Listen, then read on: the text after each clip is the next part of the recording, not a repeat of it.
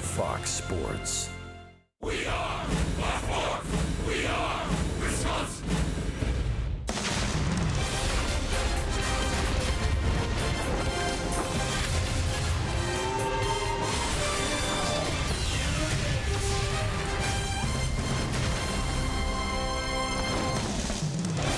And we welcome you, the first night game of opening week across Major League Baseball. They cross the Hank Aaron Bridge to Miller Park. The Giants, the Brewers, game 2 of the 162 game schedule. Things didn't go well for the Brew Crew yesterday. Denard Span had 5 runs batted in, most by a Giant in his first game as a Giant in their history. Scooter Gennett, he had a good day, a bright spot, a couple of hits, including a home run off Madison Bumgarner. Hi, everybody. We welcome you from Miller Park. Great to have you with us here tonight. Brian Anderson with Bill Schroeder. And we're looking forward to this matchup now. Let's see if the Brewers can get off the deck after a tough opening day yesterday. And they're going to give the ball to a guy they feel like can be an ace on this staff, and that's Jimmy Nelson. When he showed that last year, I mean, his first full season, Jimmy really developed. He developed a number of different pitches, and a far cry from his first partial season with the Brewers, where he went 2-9, a big earned run average, a much different pitcher last year, and it's all because of that curveball. He needs to continue to be able to develop that curveball. Maybe this year think about getting outs early and count with a good two-seam fastball. You see his numbers last year, a 4.11 earned run average, a career high, even in the minor leagues, 177 innings pitched. So Jimmy hoping to piggyback and work off of what he did last year. And the keys to Jimmy Nelson's season this year, again, build on what he was able to do last year, the curveball, maybe come up with a changeup, keep that curveball working and throw it in more hitter-friendly counts and keep them off the fastball a little bit more, manage that pitch count, that two-seam fastball that we've been talking about, able to manage the pitch count a little bit, get deeper into games, and get up to that 200 innings mark. Is this the year that Jimmy Nelson emerges as one of the elites in the game? He certainly has the potential to do it. We got news in the starting rotation. Greg Matzek, our reporter, he has that information when we continue from Miller Park as we count it down to first pitch.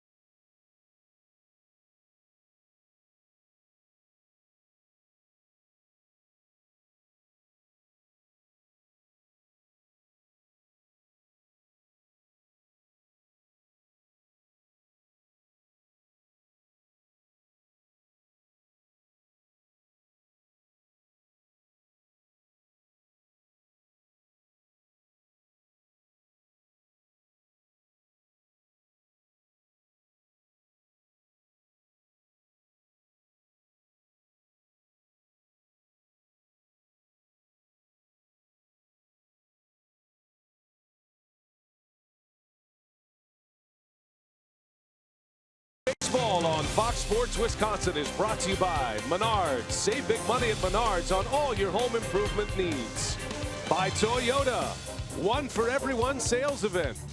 And by Miller Lite, the original light Pilsner. Cheers, it's Miller time.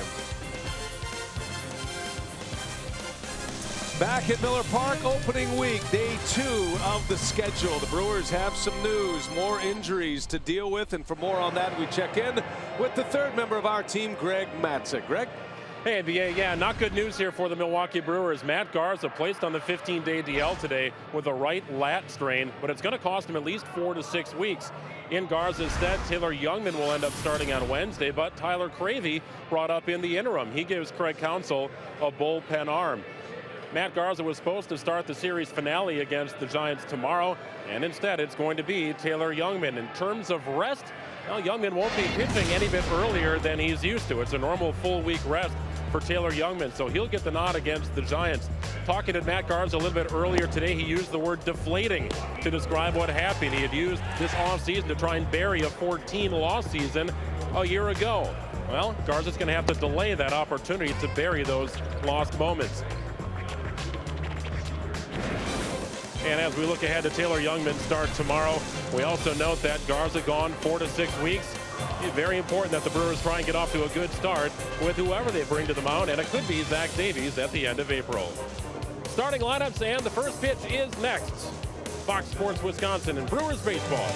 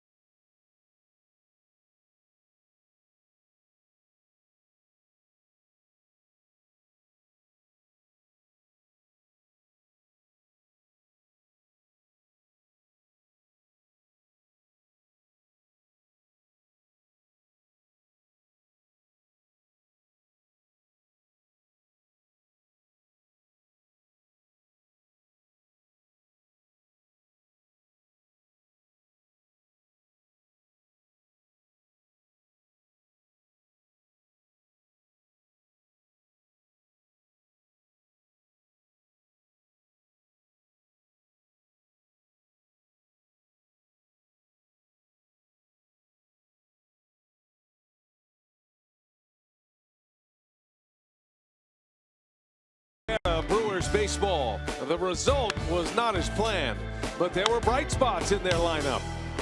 Now the focus turns to a young power pitcher looking to prove he can become an ace to this young Milwaukee rotation. It's game 2 between the Giants and the Brewers on Fox Sports Wisconsin.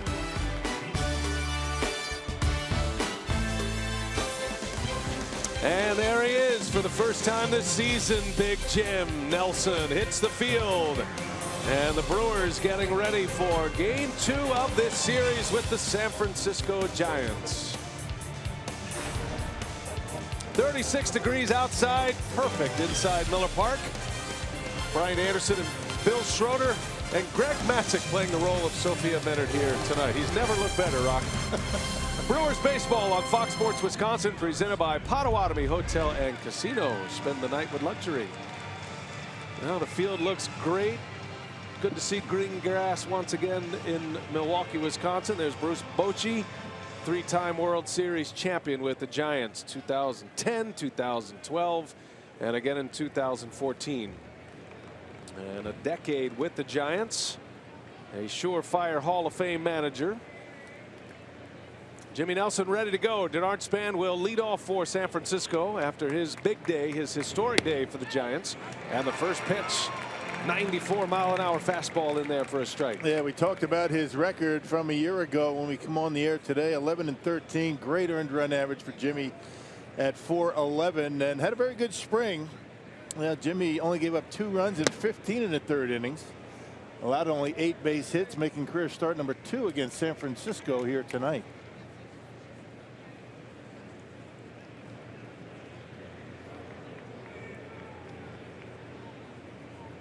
Nelson trying to break this run against San Francisco. The Brewers have had very little success against the Giants. As Span rolls one over to first base. Got a hustle now. Carter patient, hits Nelson covering for the first out of the game. And that's how we begin the night tonight. Let's give you the rest of the San Francisco Giants starting lineup, brought to you by Potawatomi. Panic follows Span, then Posey. Bruce Bochy in the middle of his order has Pence, Belt, and Matt Duffy, who drove in 4 yesterday, including a home run. And Brandon Crawford, Johnny Cueto, and Angel Pagan rounded out. It's the same 8 position players for the Giants. And again, Bochy Rock is using his pitcher in the 8 spot. Council did that as well yesterday, but not today. Nelson will hit 9 for Milwaukee. When you have Angel Pagan, who's been a leadoff hitter in his career, you bat him number 8. You essentially, after you have the first time through the lineup, you have 2 leadoff hitters for the big boys in your lineup. You know, the 2, 3, 4 hitters. Worked yesterday for San Francisco. Why not today?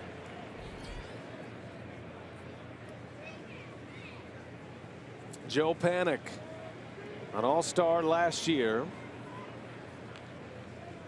Hit his first home run of the season in the opener yesterday. He was part of that 3 consecutive home run for San Francisco yesterday. Giants scored 5 runs in the 8th inning. And on those back-to-back home runs with Span, Panic, and Posey, it was a 12-3 final yesterday. The Giants pounded out 15 hits. A couple of bright spots offensively for the Brewers. Domingo Santana had a couple of hits, and Scooter Gennett had a couple of hits and a walk and went deep off Madison Bumgarner. Lefty on lefty and a home run for Scooter. Yeah, he was swinging the bat very well in spring training, and Craig Counsell giving him a start against one of the better left-handers in baseball, and got a home run, got another base hit. 2 hits yesterday for Scooter against lefties. That's an encouraging sign. Nelson's got Panic in a 1-2 count.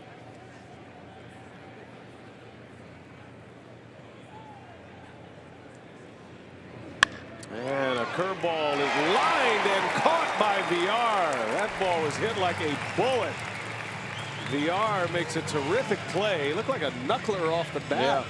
Yeah, Panic smoked that one. He got good wood on it. It's a 1-2 count. And I think Jimmy left the breaking pitch up in the strike zone. VR able to snare it before it gets into the outfield.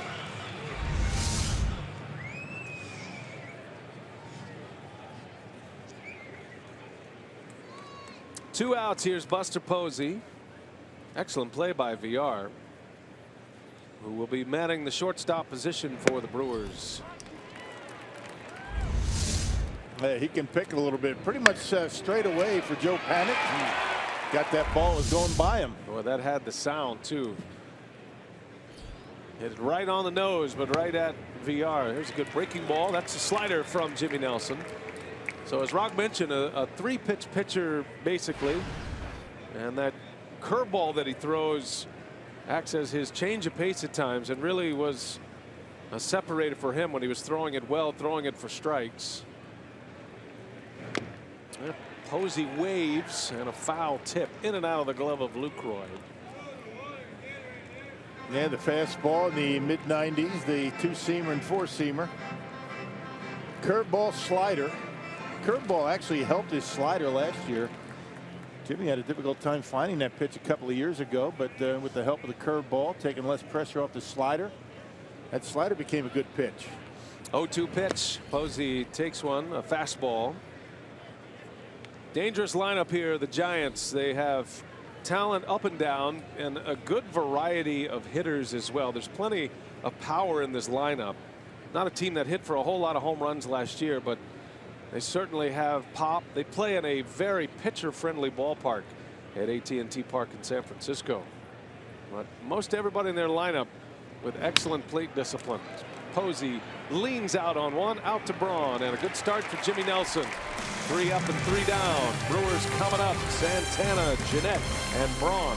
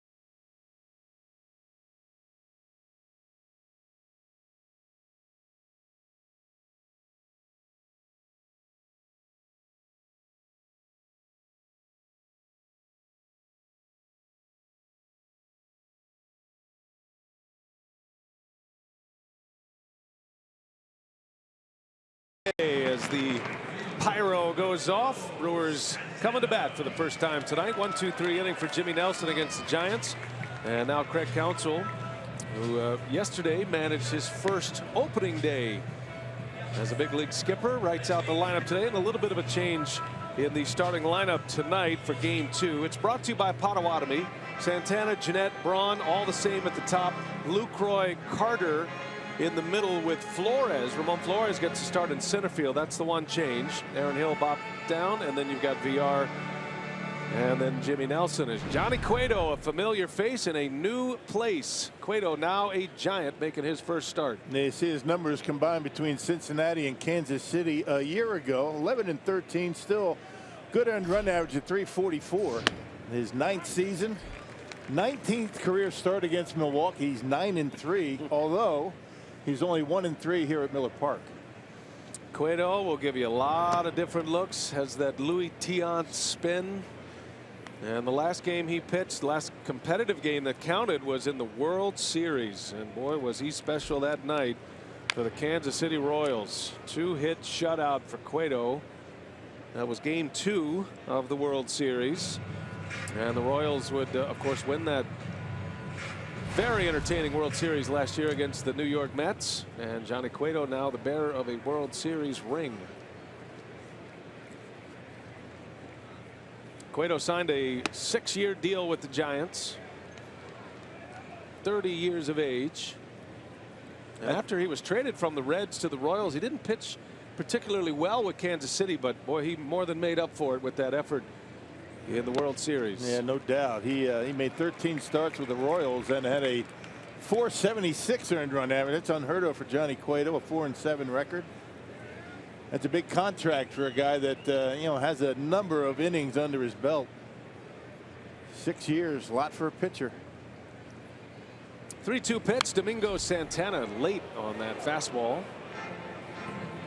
Santana hit .350 during the spring. Was among the Brewers' best hitters all spring long, and he played a lot this spring, moving to right field as his everyday position, and was 2 for 5 yesterday. Good start for him at the plate. And a hot ground ball backhanded by Panic, and he makes a play for out number 1. Yeah, these guys are solid defensively. The Giants, the second best defensive team in the National League a year ago. Let's check out the Menards Giants defense. Pagan, Span, and Pence in the outfield. Outstanding infield defense. Duffy, Crawford, Panic, and Belt, and Buster Posey, one of the best in the business. Behind home plate, hanging the sign for Cueto tonight. Brandon Crawford is the Gold Glove bearer in that infield, but certainly Panic and Matt Duffy, high-level defenders. Even Brandon Belt over at first base. This is a tight defensive unit with the Giants. First pitch strike to Scooter Gennett. Despite the loss, Gennett was a shining star offensively yesterday for the Brewers. And just continued what he was able to do in spring training. I mean, he got off to a slow start, had a sore throwing shoulder, kept him out for a couple of weeks, but boy, he was swinging about well in spring and did the same in yesterday's game. Well, Gennett, the first home run of the season on the Powerball home run count. First for the Brewers. And it was a 400-foot blast into the Lowe's level off Bumgarner. High fly ball, shallow center. And looks like Span will call it. And he's got it for out number 2. Yeah, Johnny Cueto will give you a number of arm angles. He'll spin around. He'll show you his back. Take something off of each and every one of his pitches. They say he's got 4 different pitches, but he's basically fastball, cutter, and changeup. And he's got a dandy of a changeup. And you know, he looks like he's just having a great time out there in the mound. He really does. He just kind of messes with hitters a little bit. He's not so into mechanics that he can't improvise a little bit on the mound. He'll do some quick steps. He's got the spin. He's got the pause. There's the quick step there on Braun. Braun fouls it away. Just a good old-fashioned pitcher. Making it up as he goes. He's got incredible stuff. Johnny Cueto has a 2.71 ERA over his last 5 years. Only Clayton Kershaw has a better ERA for pitchers with more than 500 innings during that span. We're on a grounder to Panic and a quick inning for Cueto. So 1, 2, 3, a 13-pitch inning for Johnny Cueto, the newest Giant.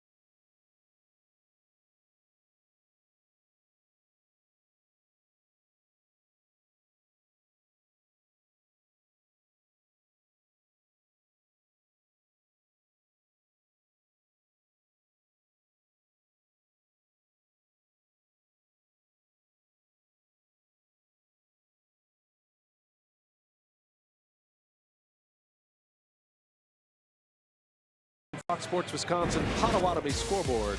And don't forget, tonight the Bucks are in action as well. They're over at the BMO Harris Bradley Center taking on the Cleveland Cavaliers on the alternate channel. These are some of the channels for the various carriers. You can go to foxsportswisconsin.com if you don't see yours on there. So if you can head that way or you can stay here, we got it all for you tonight. Great sports night in Milwaukee with the Bucks and the Cavs and the Brewers and the Giants from Miller Park. Each pitcher retiring the side in order in the first, as Hunter Pence will lead off this second inning.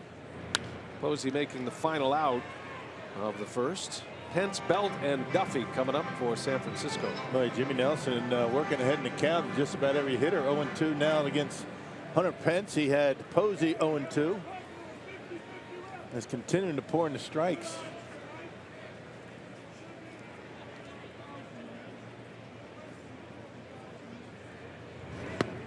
And a called strike three. A slider from Jimmy Nelson. A little backdoor action, right? A little backup slider, not where he wanted it, but it fooled Hunter Pence. Jimmy Nelson with 16 pitches, 13 of them for strikes.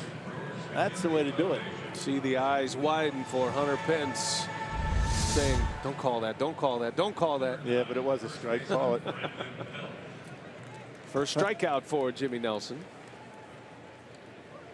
And here is Brandon Belt. He did some damage yesterday. 3 hits in 4 tries. Look out in the seats. Hot smash up above the dugout. Everybody is all right. And a Giants fan there. Got his Orange Friday gear on. In and amongst all the blue. Brave man.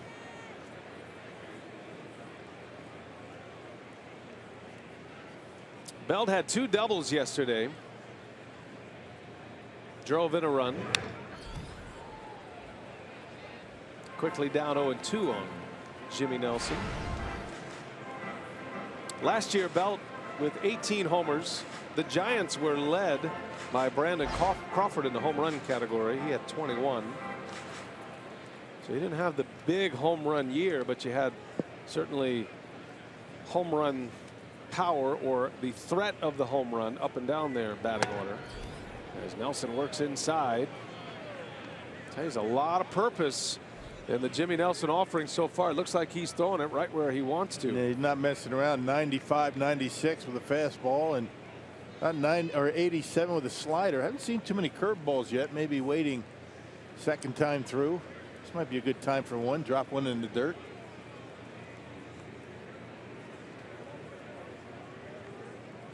Lucroy wants a fastball again. The 1-2 pitch. And a fastball sliced into left field. Slicing to Braun. Wow, basket catch. Yeah, lights maybe got him. He had a tough time seeing it. Yeah, and that's what he's saying over there to Ramon Flores in center. Got it in the lights. Looking up. How do you like the Brewers' new hats, Rock? The combination of the old and the new, as we see this play by Braun. Yep, and a new jersey. This is a brand new jersey the Brewers are wearing. This is the jersey that prompted the new pants. Oh, I see. A different color. It's a gold. It was a gold piping, right? And then you have the yellow in the old time logo. So that wouldn't have gone together too well. So they decided to take away the piping because of that jersey right there. Wow, that is some next level analysis right there, partner. Yeah, Good job. I was talking to Jason Schauger today down in the clubhouse. In charge of equipment. You leave no stone unturned. So the yellow, the new yellow, didn't match last year's gold. I get it. Yeah. Now. They're going to be wearing these pants at home, except for when they have the pinstripes. That's why. Is that enough? That's why we call them Runway Rock. Runway, fashion show. Yeah, you know, I could see you doing that. Get a new book out, fashion show. By the way, Rock's got a terrific new book he and Drew Olson put out. It's available now. If These Walls Could Talk. Stories from the Milwaukee Brewers dugout, locker room, and press box. It was a lot of fun doing that. Got to talk to a bunch of my old teammates and coaches. You know, everybody has been around a long time here in this organization, participated. I don't really remember having a conversation with you about the book. A shot right back to Nelson. He's got it. Underhand flip to first. 6 up and 6 down. We'll get back to that in a minute.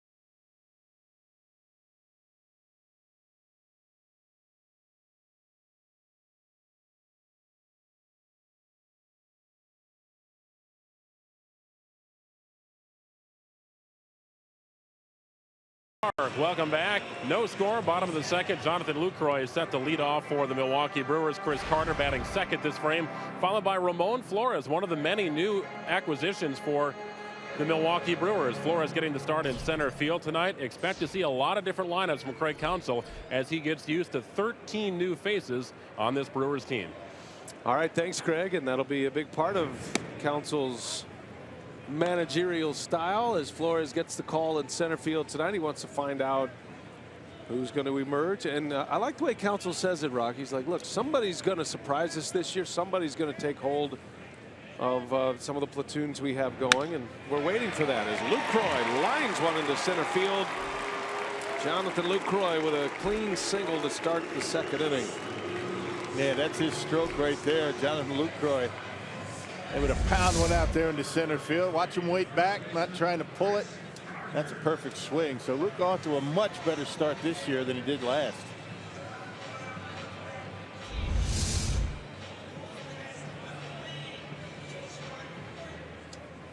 First hit of the game for either team as Lucroy leads off the second with a single. His second hit of the season. Here's Chris Carter now. And Carter on the first pitch, right center field, and it's going to fall, a base hit. The ball bounces off of Pence. Lucroy all the way to third. And Chris Carter with his first hit as a Brewer. Yeah, best way to attack Johnny Cueto is get him early. The first strike, usually the best one that you're going to get the hit. You know, once he gets ahead of you, then he starts messing around with speeds and arm angles and things like that. Carter able to muscle one out into right center. Now Hunter Pence is not able to get there, and Lucroy read it nicely and gets the third. Pence does a pretty good job getting a piece of it. That ball gets by him. You know, Lucroy might be able to score. Lucroy had to hold up between first and second just to see if Pence was going to catch the ball or not. So a good start to the inning, and now the aforementioned Flores. As Greg said, he is part of that rotation in the outfield, but Flores brings an extra tool to the shed as well because he can play first base, and you might see him at first base occasionally throughout the season. Big spot for him early, first and third, nobody out, and for a contact hitter like Flores, these are the spots that the Brewers want to see him deliver. Infield back, they're going to try and turn two. They're going to concede the run, so you got to put it in play. No balls, 2 strikes. Ooh, just missed. Ramon comes to the Brewers from the Mariners. He was traded from the Yankees to the Mariners last year, trade deadline deal. They brought in Dustin Ackley, the Yankees did, for their postseason push. 1-2 the count. Flores lays off. Good take.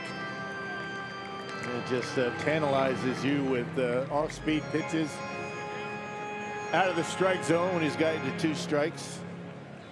He's not going to throw strikes if he has to. If you prove to him that you're going to make him throw strikes, if you chase, he'll keep doing it.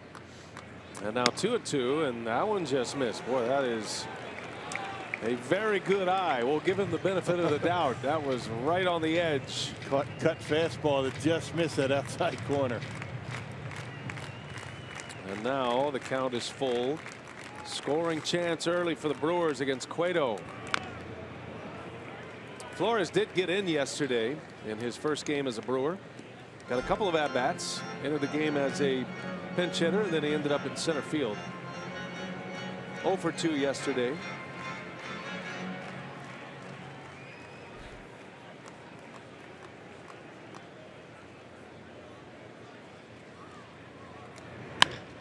Up the middle, Crawford will go to the bag and will turn a double play, but a run scores.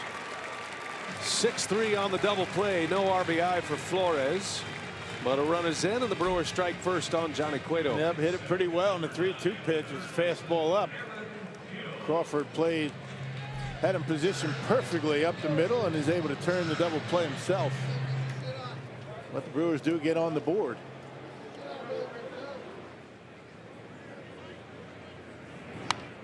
Brewers had a 1-0 lead in yesterday's ball game in the first inning.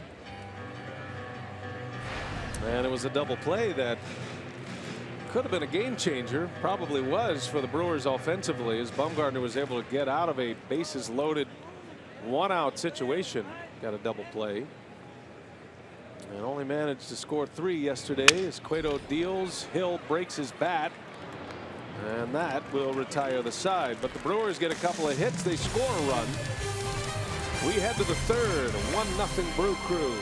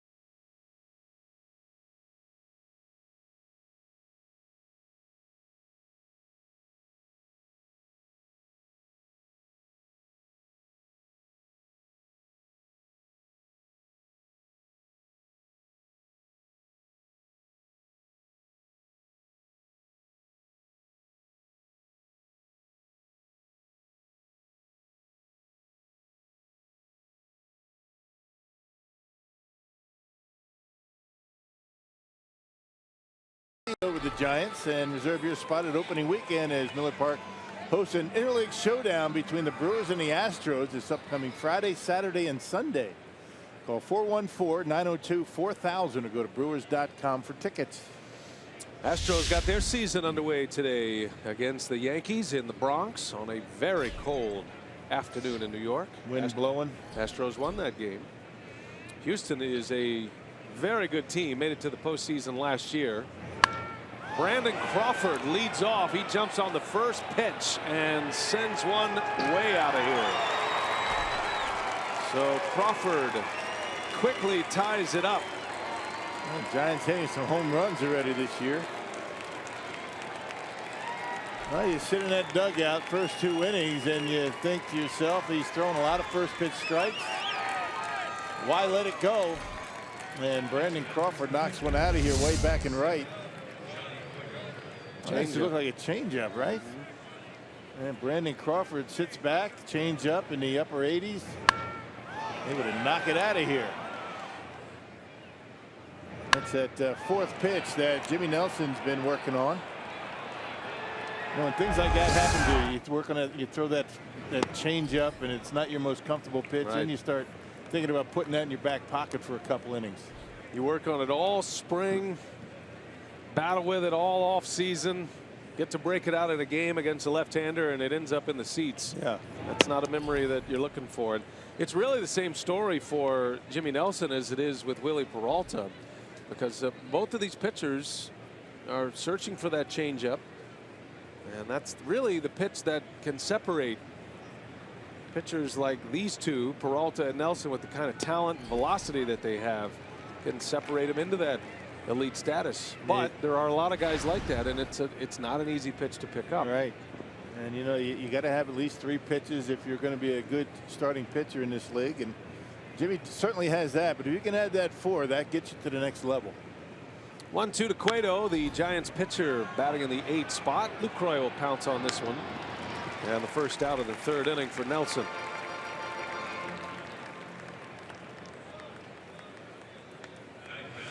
You just never expect you throw a changeup to a guy first pitch and he's going to jump on it like that. I mean, a changeup is a pitch that you throw. You want to have contact made because normally they're going to be out on the end.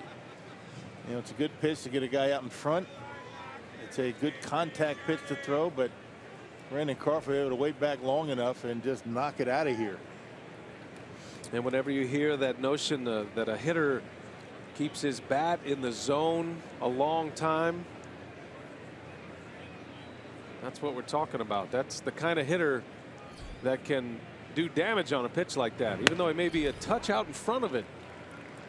But Crawford recognizes it and drills one into the Loge level. Yeah, and a lot of times with a changeup, you're tinkering around with a changeup. A guy that throws hard like Jimmy might be throwing that pitch a little too hard. I want to take a little bit off, maybe another couple miles an hour, and get him out in front. Here's Angel Pagan with one away. Brewers scored in the bottom of the second. Giants just tied it on a Brandon Crawford home run. Pagan batting ninth. Little flare. Braun will watch this one into the seats. Just one strike after the next with Jimmy Nelson out there. 31 pitches, 25 strikes. Now, sometimes Jimmy gets in trouble when he's throwing too many strikes, particularly when he's ahead in the count, 0-2, 1-2. That is possible, You throw too many. Wild in the strike zone. 0-2 to Pagan. Lucroy setting up inside, and Nelson able to get it by him. Giants are hoping Pagan can stay healthy this year. Ended up on the disabled list last year in August. He battled bad knees all season. Just really wasn't the same player that he had been the year before. He's been a key contributor in their World Series years. Their last two. Made his fifth opening day lineup for the San Francisco Giants, his tenure here. And a position change for him, moving from center field to left field. The addition of Denard Span. A very good complement player. A guy that can get on base, steal a base for you. Covers a lot of ground in that big outfield in San Francisco. 0-2 again.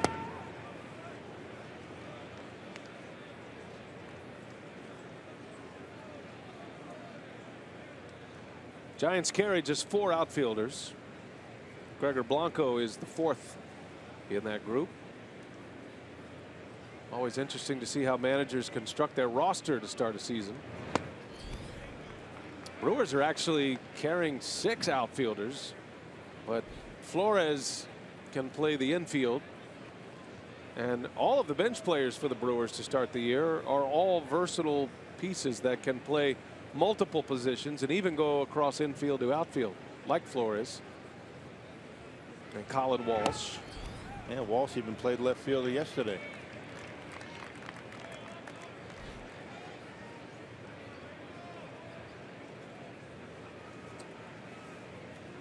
Pagan's worked at 3-2. Nelson had him 0-2.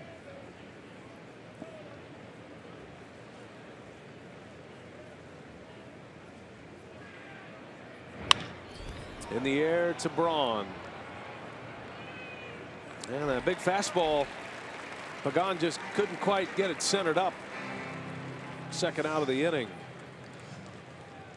And to the top of the order, Denard Span. Not known for his home run power, but he launched one yesterday off Ariel Pena. And that started the back-to-back home run sequence for the Giants. Part of a 5-run 8th inning. Span, Panic, and Posey. All coming with 2 outs. He actually had 2 strikes on Denard Span, and Pena was 1 strike away or 1 out away from getting out of that mess with nothing across. Ended up giving 5 runs. So how quickly it can turn on you.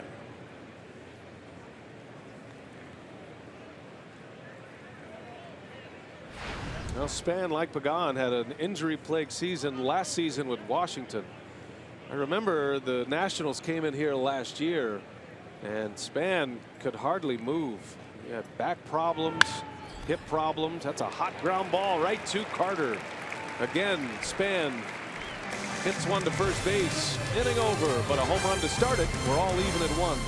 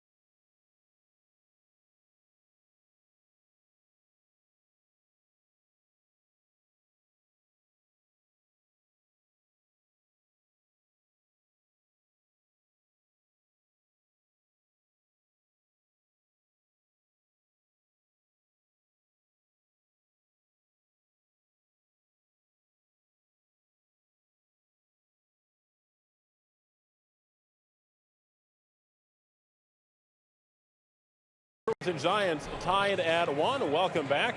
Joined by Rick Schlesinger, Brewers Chief Operating Officer, and his little friend in hand. That's right.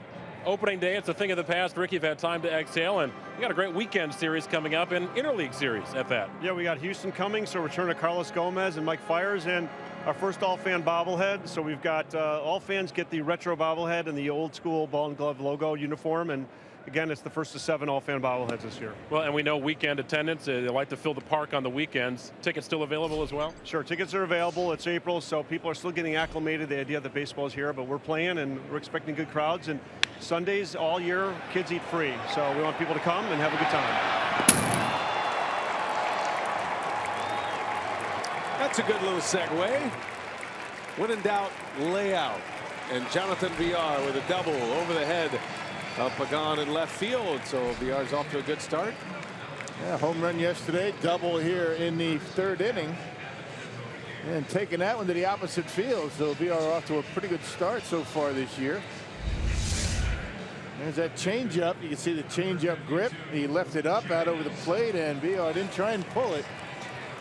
Yeah, so the home run by Brandon Crawford on changeup, and now Villar takes Cueto to the opposite field for a 2-bagger against Cueto on the changeup. Villar homered as a right-handed batter yesterday. That was in the 3rd inning off Bumgarner. Now Nelson up there to drop a bunt down and advance the runner. That's good to see Rick Schlesinger, the COO of the Brewers, and he's doing a great job. Big offseason for Milwaukee. Did some expansion to the team store, and there's a cool little expanded play area for kids above the first base dugout as well in the concourse. Something for everybody in this ballpark.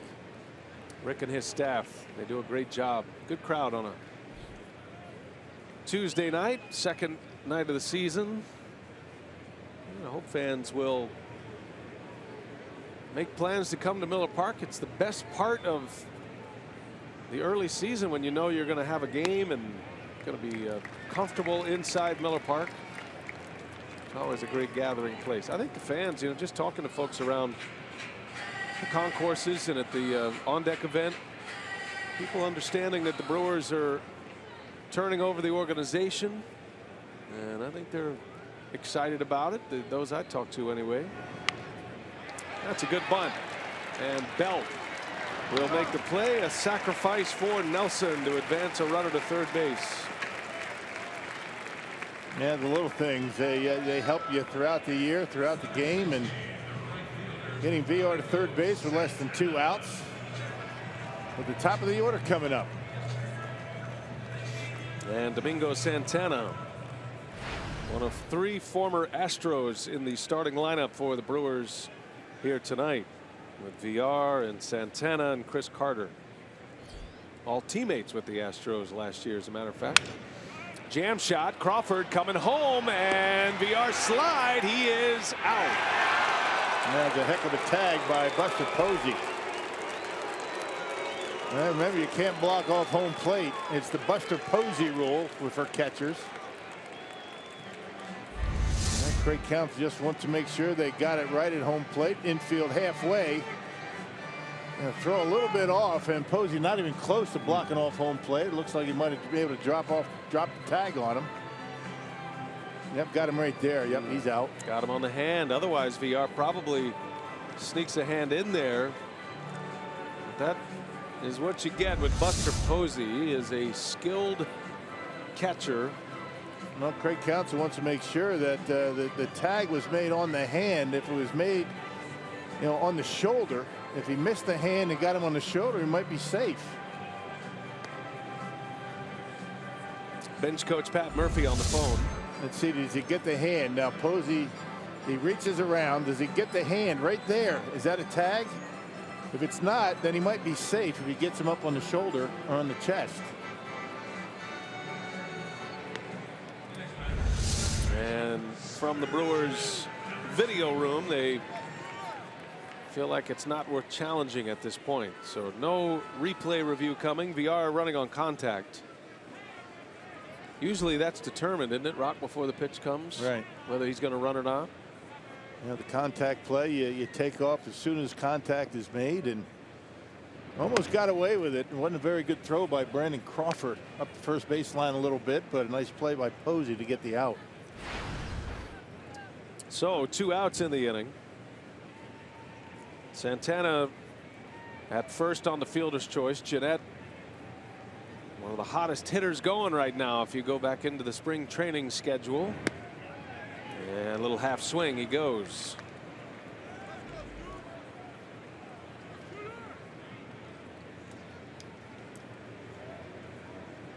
We'll see how much running Domingo Santana will do. Overall, the Brewers are not going to be a team that will steal a lot of bases. Got some power in their lineup. Santana is fast, but has not been a great base stealer. That one's whistled right past Panic. Santana will make the turn. He'll go to third. And just gliding around second base, knowing that Bernard Span doesn't have much of a throwing arm out there in center field. So Scooter Gennett stays hot. He's right on it. Look how quiet the body is. Not a whole lot of movement until that bat gets through the hitting zone and gets it right on the sweet spot. And Domingo Santana about cruise control into third base. That's a big hit for Jeanette. It'll give Ryan Braun a swing in this inning with men on base. First and third. Brewers with 2 hits in the inning and now 4 for the night against Cueto. It's been a while since the Brewers have beaten Johnny Cueto.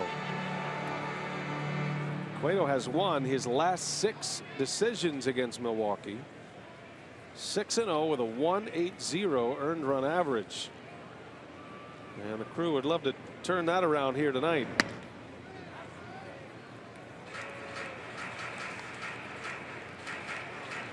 Brock mentioned this is the 19th career start for Cueto against Milwaukee. Braun has 45 career at-bats against Johnny Cueto. That's a lot. And not much success there either. Ryan is 9 for 45. Yeah, but one of the hits a homer. 1 home run, a couple of walks, and 13 punch-outs.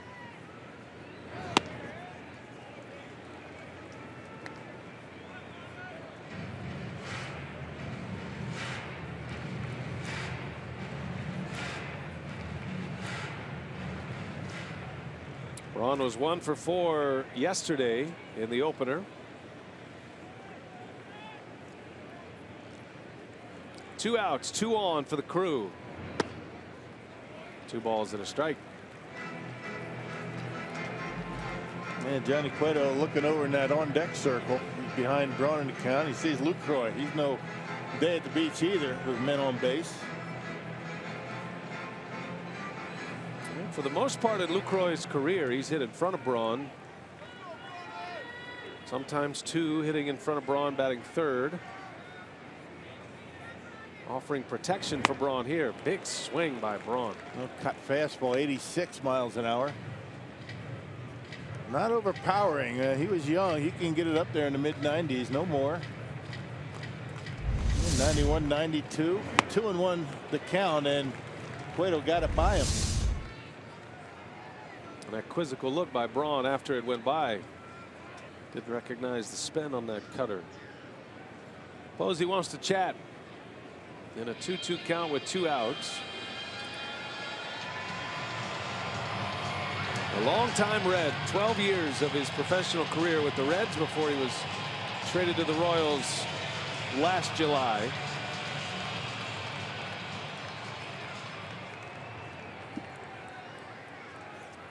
He was the Reds opening day starter the last 4 seasons. Gets the number 2 spot this year. 2-2. And that one just missed. And Brawny bending over, just trying to see that one as best he can. Mark Carlson calling it off the plate. Man.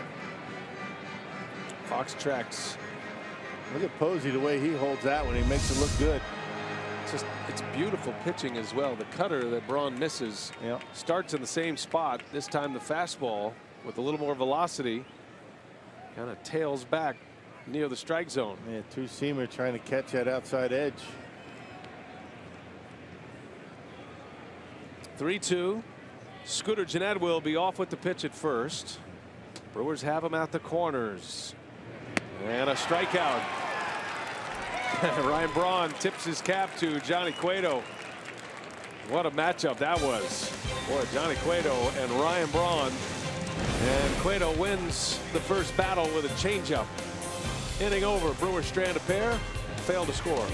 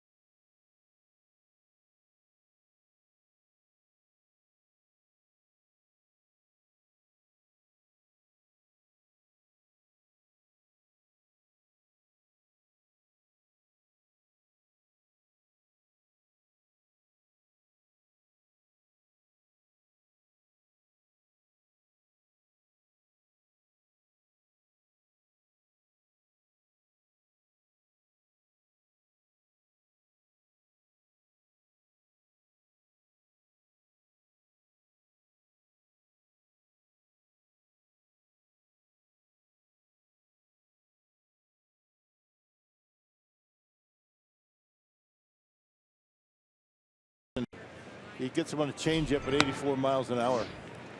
So just a terrific sequence from Cueto. It's the reason why he has been among the elite starting pitchers in the game. Was an all-star a couple of years ago. So the Brewers come up empty in the third. Tied at 1 here as we play in the fourth.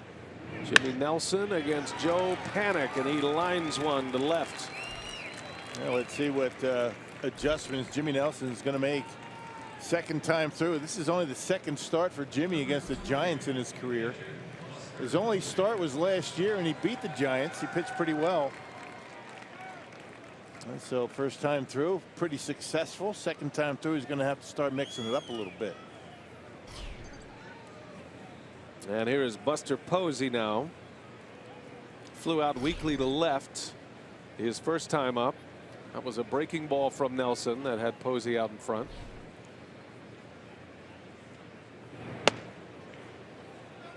Nelson had a terrific spring. It's hard to put the numbers together like he did in Arizona. A 1.17 ERA in 4 starts. Only gave up 2 earned runs in his 15 innings. He did make an appearance against the Astros in Houston. That was his final tune-up. And went 5 1/3 in that game with most of the Astros regulars in the lineup. Did not allow a run in that game at Minute Maid Park. The 6'6" right-hander from University of Alabama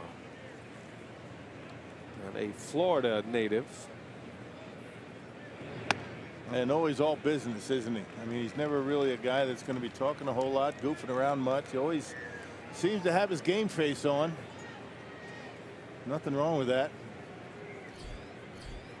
And they say he's a kind of a guy that can get a burr under his saddle once in a while. There's nothing wrong with that either. Show a little emotion. Get mad out there. Look out. Take some angry pills. Up and in on Posey, and it's a 4-pitch walk. First and second, nobody out, and Derek Johnson, the Brewer pitching coach, springs out of the first base dugout. A quick trip to the mound for the new pitching coach.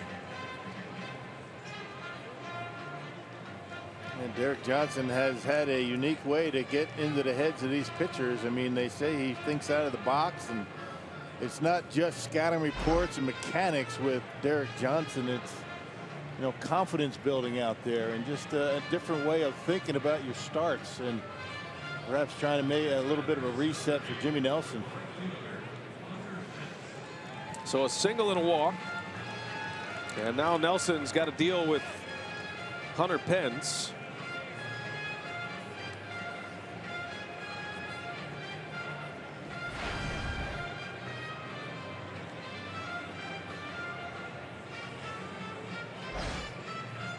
Pence has always been an RBI machine. When he's healthy, he's a guy that'll push 100 runs batted in. He's only done it once in his career, but he's got a number of years where he's driven in RBIs in the 90s.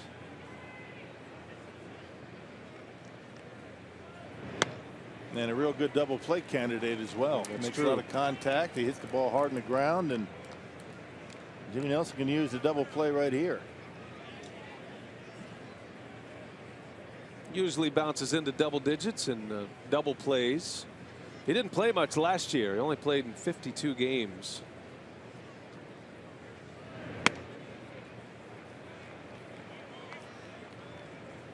Three different trips on the disabled list last year for various injuries. Missed 110 games last season.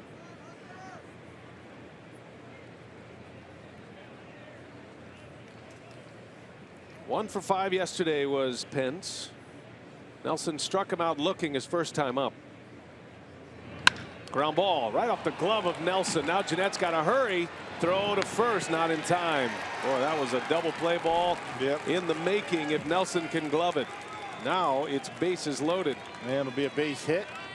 And Scooter Jeanette would have been waiting for that one to turn the double play, but that ball hit like that, the initial reaction, look where Scooter is. I mean, he would have been right there for it. And as it stands, the ball deflects off of Nelson's glove, and Scooter just can't get there in time. Tough break. You can't argue with a pitcher trying to make a play. Certainly, if it gets by him, it's easy. Now Nelson in the deep waters here. Bases loaded, nobody out, and Brandon Belt swings at the first pitch.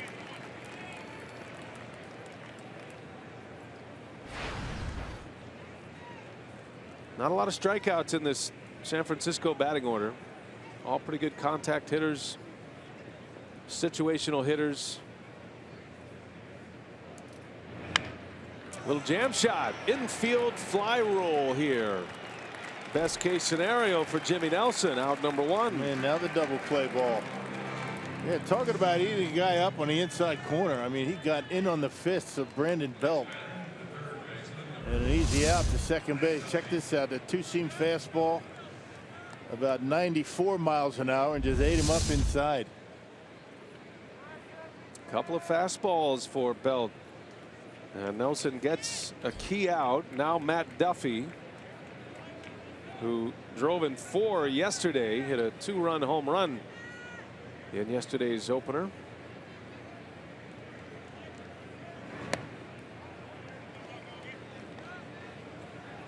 Duffy finished second in the Rookie of the Year voting. Chris Bryant won that award for the Cubs. Duffy had a terrific season. Another surprise success story for the Giants out of their farm system. Ground ball, got a chance here. VR waiting back, shovels it to Jeanette. The throw is late. Yeah. And coming in to score is Panic. Giants take a 2-1 lead on an RBI from Duffy. Yeah, really not a double play ball, and it certainly wasn't once VR waited back on it. I guess the only chance is you try and charge his ground ball. You try and get that short hop. He waits back and lost the double play at that point. And not even close at first. But if you get out of this mess with only 1 run in, you got to be feeling pretty good. Bases loaded and nobody out. Now remember, the new slide rule at second base is in effect this season, and it is reviewable. I think managers are still trying to figure out how it's going to be interpreted each and every game. But as long as you make contact with the base and you stay on the base, it's a legal slide, and you can't have your spikes high above the knees. Can't be making contact above the fielder's knees either. Well, Scooter Gennett also has to keep his foot on the bag. There's no neighborhood play around second base for the double play. Yeah, good point. So a run is in. Here's Crawford. The first pitch swinger last time up hit a home run into the Loge level. Crawford must love hitting at Miller Park. And it was the last changeup that Jimmy's thrown. That's right. Threw him a changeup, and it ended up as a souvenir. And hadn't thrown one since. Brandon Crawford's home run in the third is his 4th Miller Park home run in just 17 games played. High fly ball. It's hit well. See if Braun has room. He does. He's got it. Good job. And that's a big effort by Jimmy Nelson to get out of a jam. Just one in. Bases loaded, nobody out.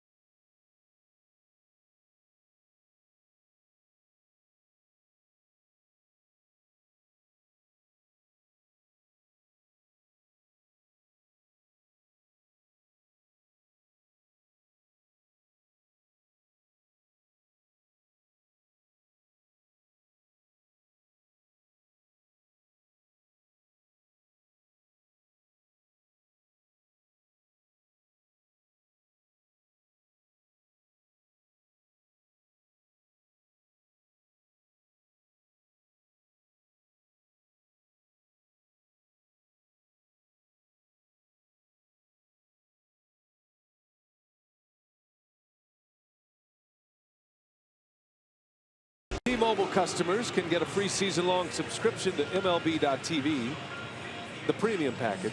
You can go to T-Mobile.com/MLB to sign up now. Catch every moment of America's fastest-growing LTE network. Brewers coming up, 4th inning. Jonathan Lucroy will lead off. 4, 5, and 6 in the batting order. Lucroy, Carter, and Flores. Pretty good result in that inning for Jimmy Nelson. When you think about it, the middle of the order coming up, and you give up only 1 run with the bases loaded and nobody out. Well done. Got Belt on a little pop-up. Duffy drove in the run on a fielder's choice, and then he got Crawford to fly out. Brewers left 2 stranded in the third. Cueto striking out Braun to end the inning. First strikeout for Cueto.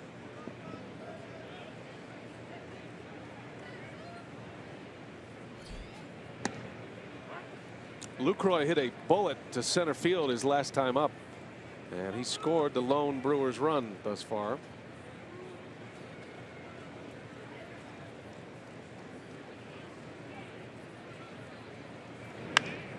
Little jam shot, pop up. Belt calls it, and out number 1.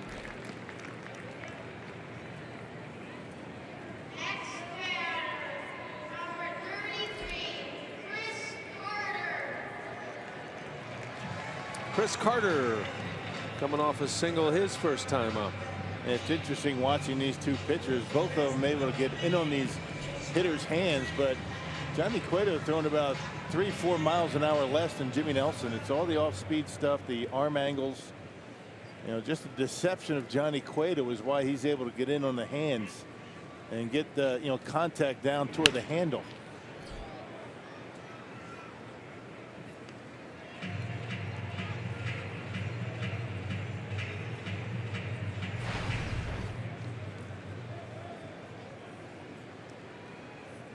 Carter with his first hit. There's that quick release by Cueto. He just gives you so many looks. I mean, he's got to be a great athlete to be able to pull all this off and end up and keep that release point consistent. Keep it all the same. He goes back to that quick release. And you got to change up in there.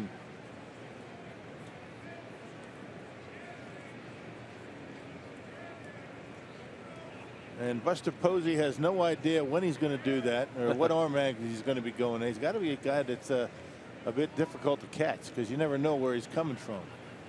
And a third quick release. That what I'm talking about there is that there's no kick and step, so it's almost like a slide step from the windup. Right. Yep. He did it 3 in a row. Just something else that he uses to keep the hitter off balance. See what he does this time. He does it again, and Carter is rung up. And to your point, Rock, he gets in your head at the plate. You're expecting all these various motions, and you get caught wondering what's next, and then he snaps one quickly on you. And right there, he kind of arched his back like he was going to, get the high leg kick and turn his back, and he kind of flinched with the back and then went with a quick step and able to dot that outside corner beautifully. And from a hitter's perspective, these are just little small details, but why does it make such a big difference? Timing. Your timing gets all messed up. The guys that have that one delivery, that consistent delivery, that one release point, those guys are typically, not always, a little bit easier to pick up the baseball. But with Johnny Cueto, you just never know how quickly it's coming to you, what pitch it is, what speed that pitch is going to be, and what arm angle you're going to get. Flores gets sawed off. That's Belt with the spin and the throw, and that'll do it. Cueto masterful in the fourth. 3 up, 3 down. The Brewers go in order. 2-1 Giants as we go to the fifth.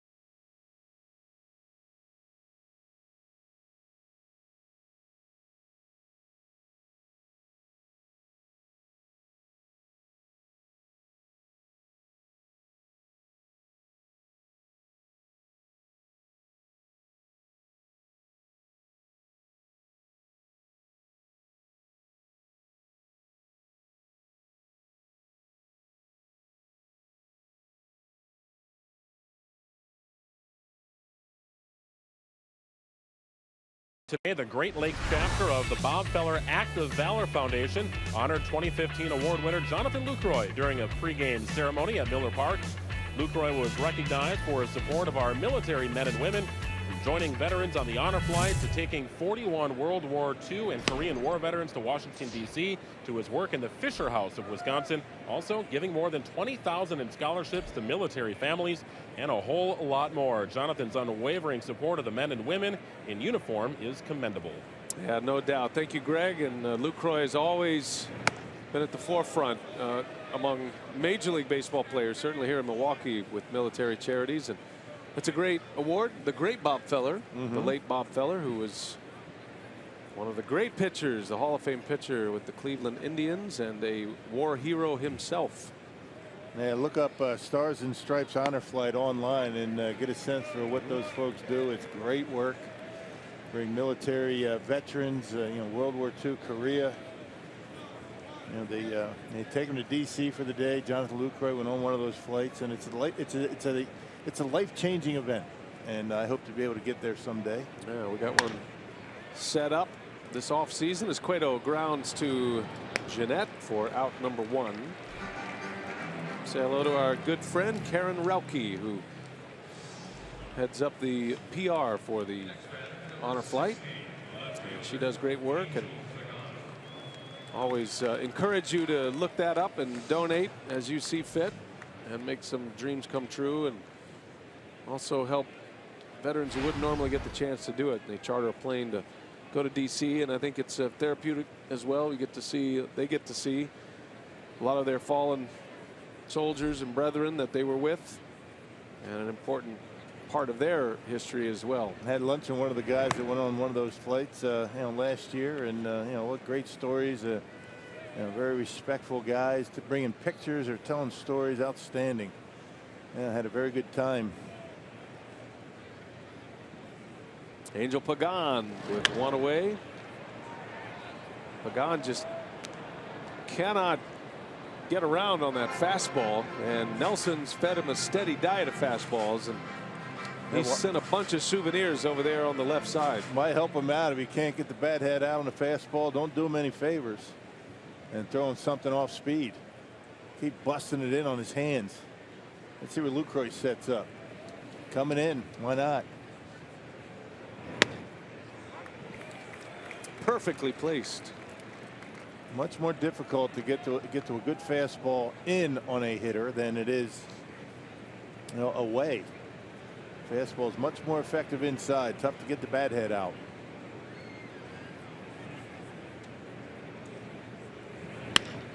And Pagan fouls it away. Another fastball. I mean, this is a sequence here with Pagan and Jimmy Nelson, where the hitter knows he's getting a fastball. Nelson knows he's throwing a fastball, and Pagan just can't turn on it. As long as he doesn't throw in down the middle, especially on a 1-2 pitch.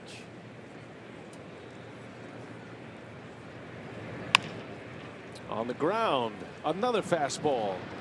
Pagan gets jammed, and another 4-3 putout. 2 up, 2 down for Nelson.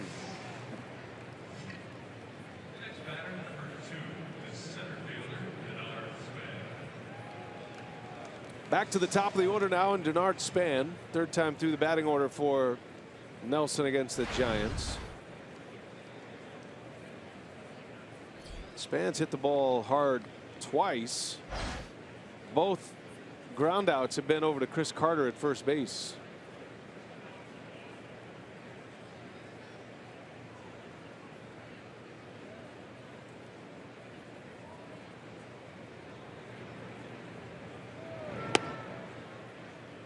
Tried that curveball. It's the spike curveball, he calls it. Digs his index finger in. Yeah, surprised everybody with that pitch early in the year last year. It's not a surprise to anybody now. Went doubled up on it. 2 curveballs in a row.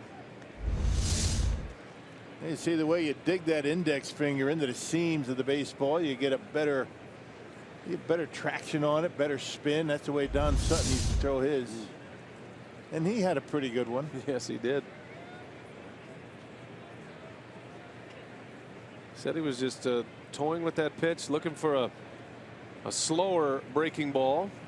Last offseason, a Span lines one to center, but right at Flores.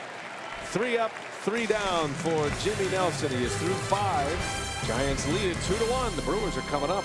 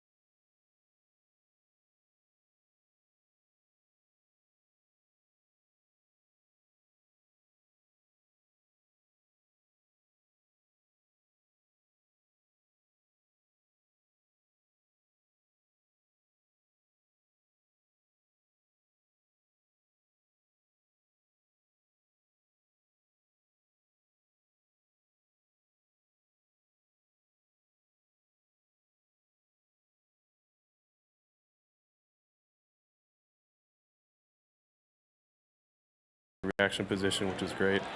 And it's just, that's what spring training's for, is just getting the repetitions in and working hard and talking to the guys, and kind of, a lot of these guys have been around a long time, and you got to utilize your coaches and utilize their experience. And sometimes you learn more about talking, through situations, talking about certain ground balls or whatever it may be, and you learn more that way than sometimes going through practice.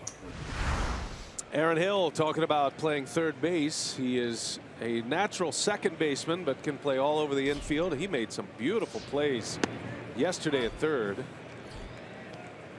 The most games he's played in the big leagues is second base. He has over 1,100 games as a second baseman.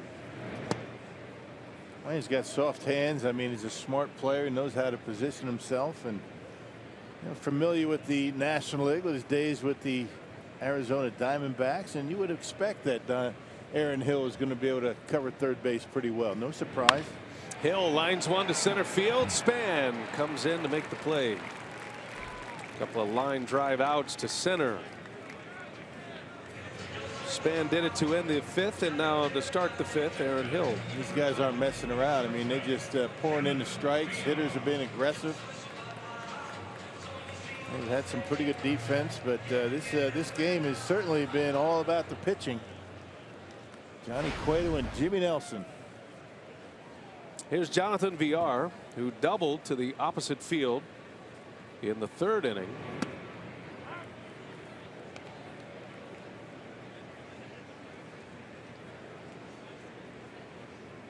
VR with a couple of hits to start the season, a home run and a double. Cueto doing that little quick pitch move a lot more than he ever did before his days with Cincinnati. Just about every time he's doing that. There's another one. Yeah. So a quick pitch is illegal. We used to remember when LaTroy Hawkins used to break it out every now and then. We'd always get called on the carpet for calling it a quick pitch. LaTroy hated that. Yeah. Stop calling it a quick pitch. It's a legal pitch. Mike McClendon did it. Yes. Good one. There's a called strike three, and Cueto rings up VR. The quick pitch is, the letter of the rules is when a hitter's really not ready. He's not ready in the box, and right. He just kind of throws the ball in there. And a lot of times an umpire will call it no pitch, but when he does this really quick move, when you expect him, to kind of do that big rock with his body, and that pitch catching the inside corner just barely. Posey making those pitches on the corner look pretty good. Frames pitches well. Facing Jimmy Nelson here.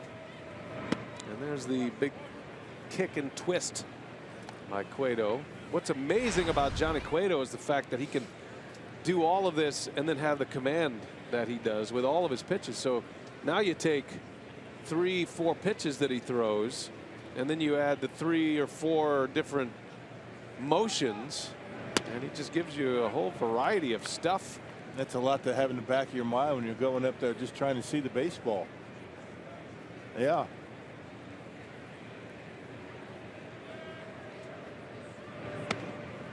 Up and into Nelson.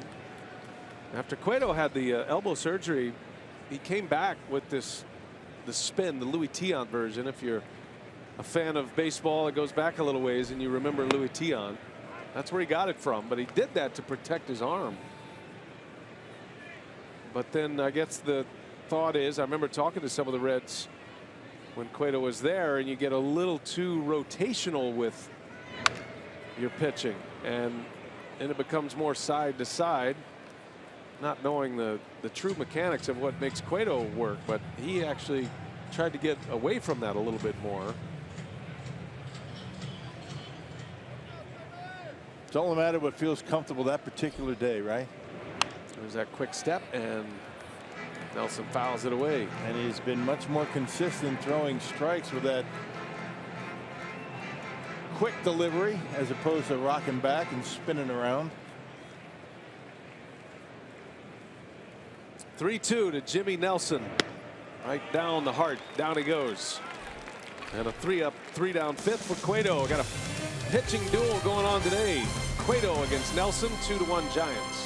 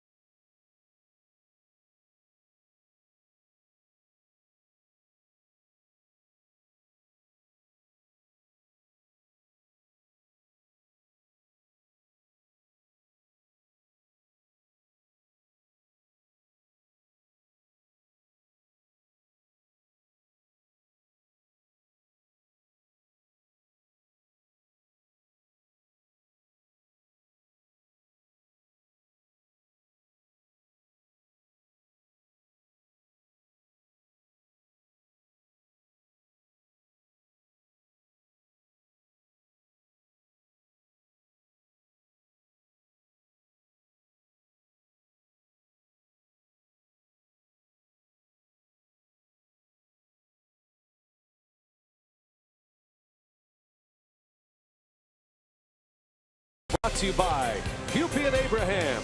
1-800-800-5678. Hupy and Abraham. Tell them you mean business.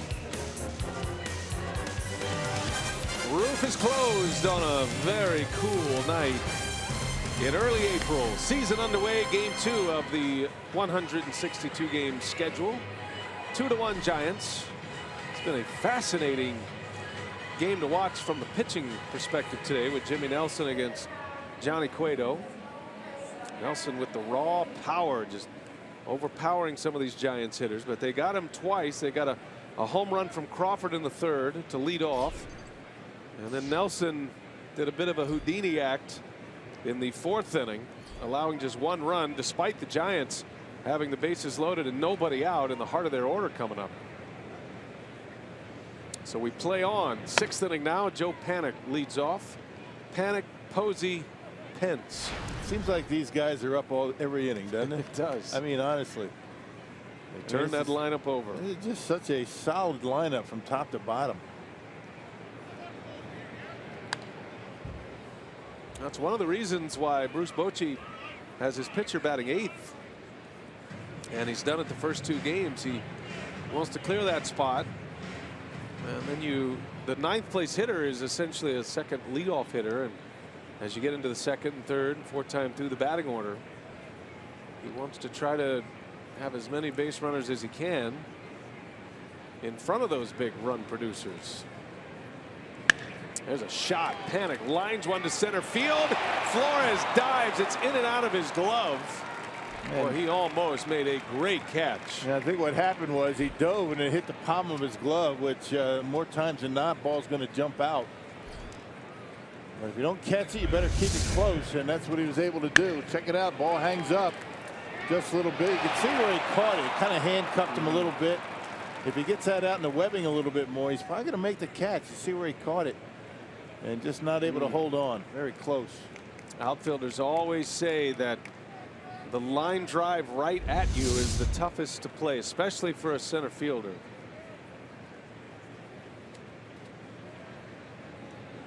Flores hasn't played a lot of center field in his career. Mostly corner outfield spot. Now that gets by Lucroy. So the Giants pushing it here. Hard hit ball for a single, and now a wild pitch. And Posey at the plate with a man at second base.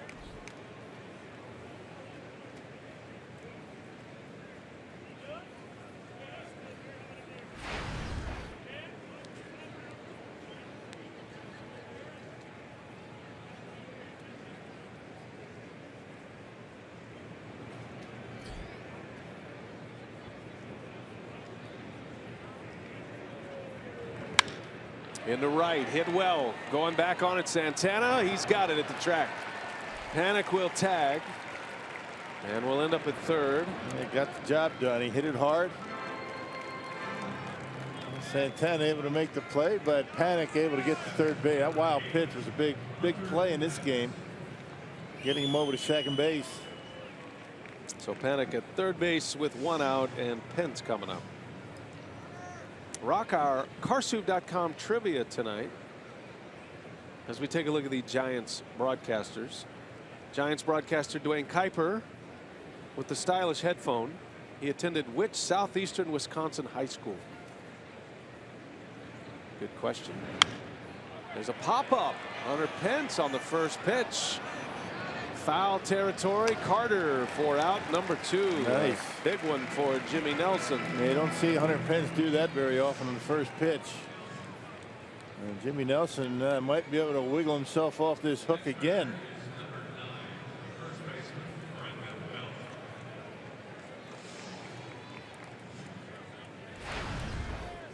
Two outs with a runner at third for Brandon Belt.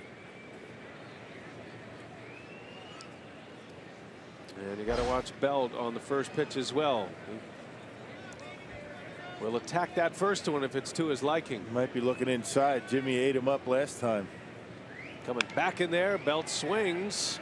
Little jam shot coming in. Flores. He's got it. Boy, Jimmy Nelson with that bowling ball fastball of his. Able to get out of a jam. Stranding a runner at third. Still 2-1 Giants.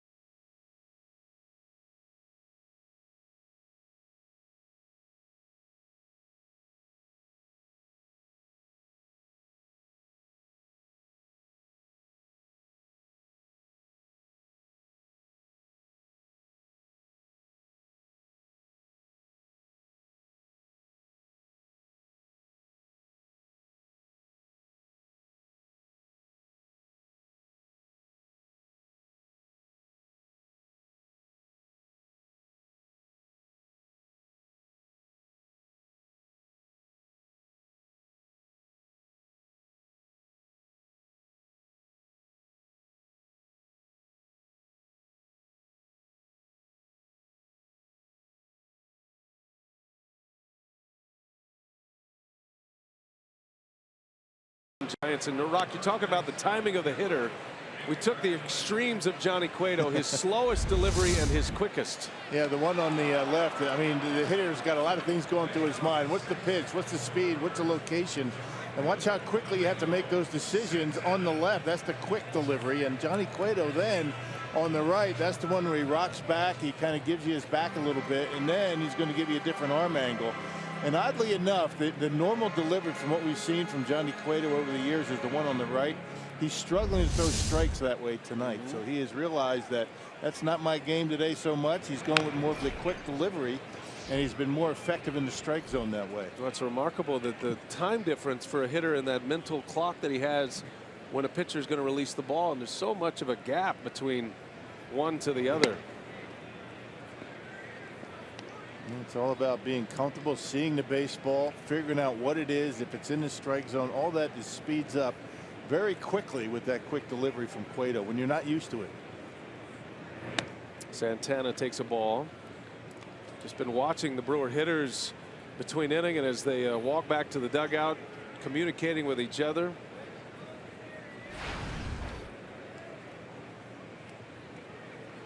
That's the art of pitching, though, right? Disrupt the hitter's timing. And that's all pitching is, basically. Santana with a big swing. 2-2 the count. The more you can get that hitter thinking about, getting things in his head. What did Yogi Berra say? You can't hit and think at the same time. Johnny Cueto makes you think a lot.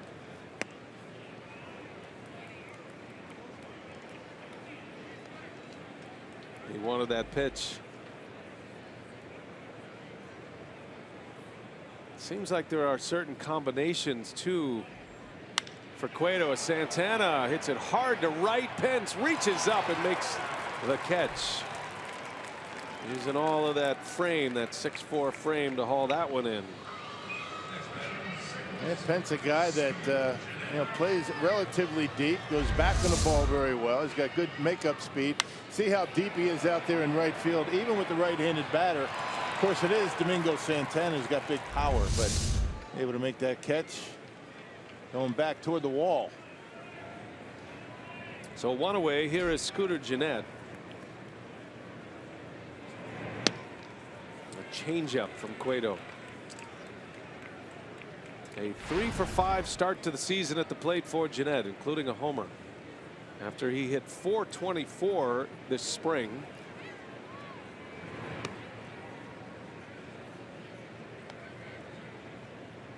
Cueto getting frustrated with that little rock back delivery. Just can't find the release point on it tonight.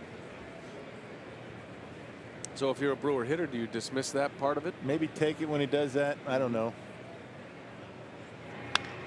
And Gennett out to panic. One second baseman to the other. 2 outs.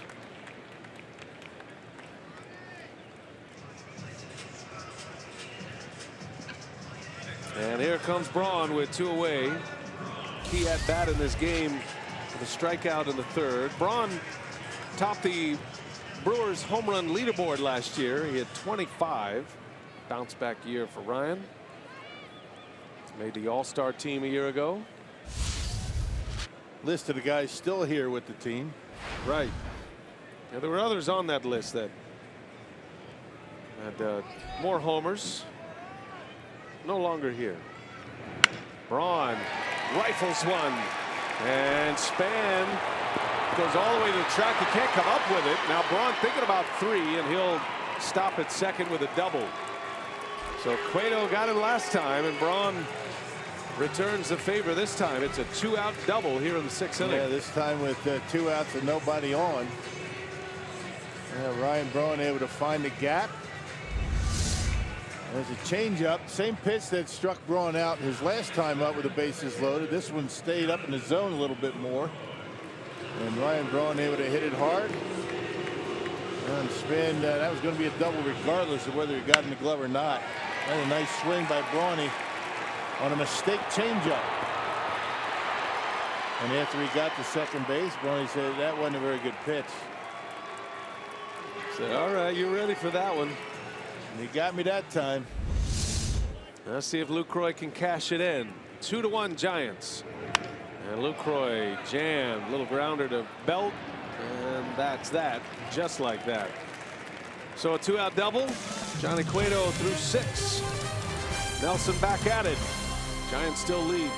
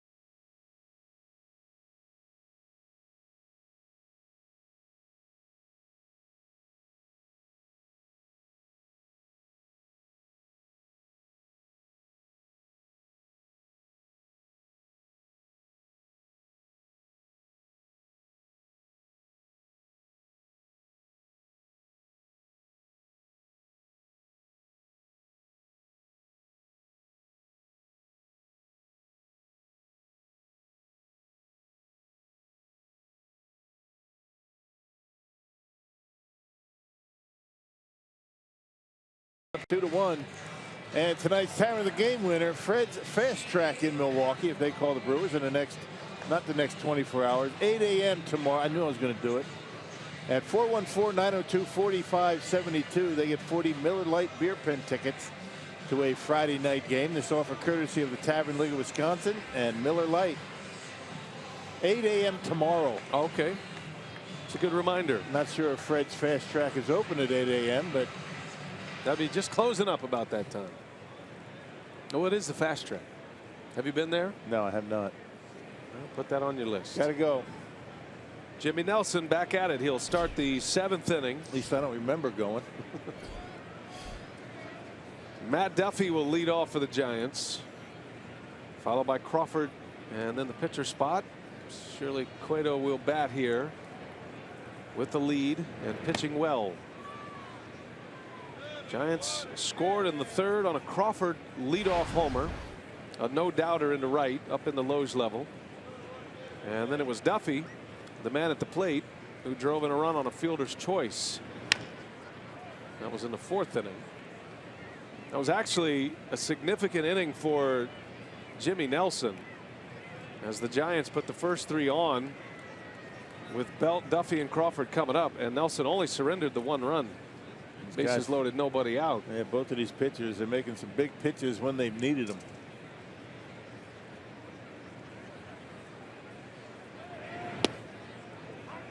One and 2 on Duffy.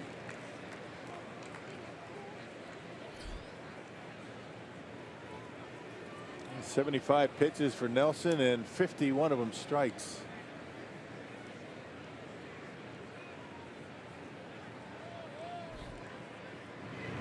Got him. Nelson goes with a slider and a strikeout. Duffy is gone for the first out of the 7th inning. 2nd strikeout for Jimmy Nelson in a lineup that doesn't strike out much. This is a great spot for this slider with 2 strikes off the corner, down in the zone, and you know, Fox Tracks has it almost a strike, but it looked like a pitch that Duffy chases.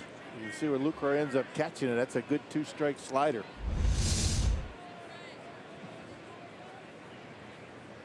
Now Crawford jumping on the first pitch. He was late. Crawford grew up a Giants fan. His parents used to take him to Candlestick Park. Got a chance to sign with his hometown team. Drafted in the 4th round of '08. Played his college ball at UCLA, but he's from Pleasanton. in Northern California, and then making it to the big leagues in 11 and hit his first home run here at Miller Park that year. Hit a grand slam that season for his first homer. Slaps one foul. Were you ever able to get to Candlestick? Never went there. Talk about cold. Never worked there, and never. Cold and windy. Drove by it once. The wind was blowing hard even in the vehicle. Candlestick Point. How many home runs would Willie Mays have had he not been at Candlestick Park? And just those images of the cold wind coming off the bay. The new ballpark, AT&T Park, is reversed. There's a swing and a miss. Got him with a high fastball. Back-to-back strikeouts for Nelson. It just seems to maintain velocity and command. It's been a good night for Jimmy. Able to elevate the fastball on Brandon Crawford, which is always a risky proposition, but able to get it by him.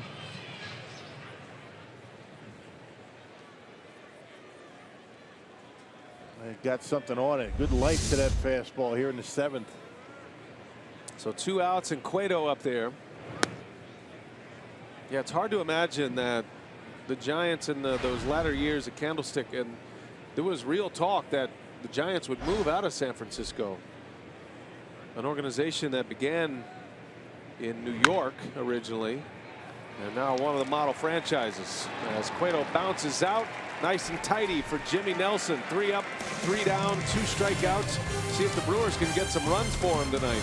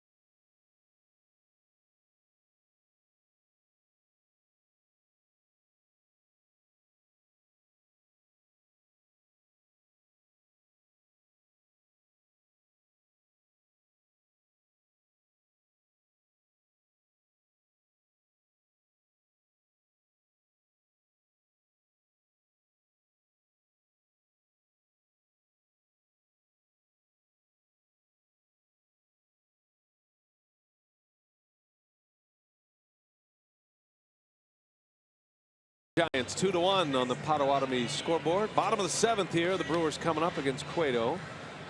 Say if you can't watch the games on TV, you can now stream games live on your mobile device. Just go to your app store, download the free Fox Sports Go app, log in, stream the Brewers wherever you go. It's a great tool. Johnny Cueto back out for his 7th inning. He'll face Chris Carter to start the frame. Carter has 1 of the 5 hits for the Brewers. Brewers have actually out-hit the Giants 5-4. Carter looking for his first Milwaukee home run. Had never played a game inside Miller Park until yesterday.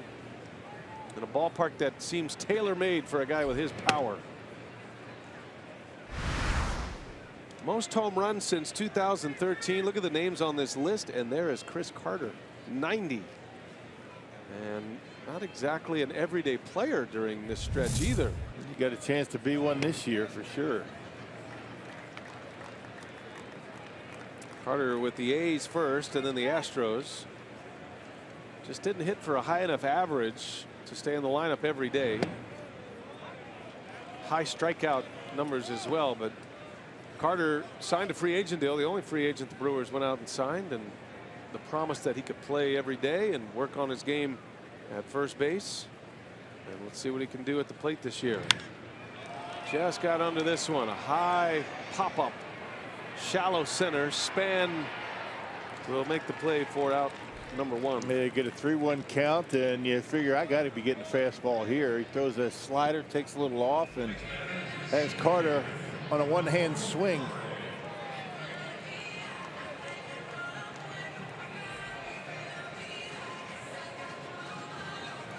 Cueto's pitch count in very good shape. Just 83 pitches as he works here in the 7th inning, as is Jimmy Nelson's pitch count. And a strike to Ramon Flores. And not that it gets much easier for the Brewer hitters once you get into that Giants bullpen when they have the lead through 7.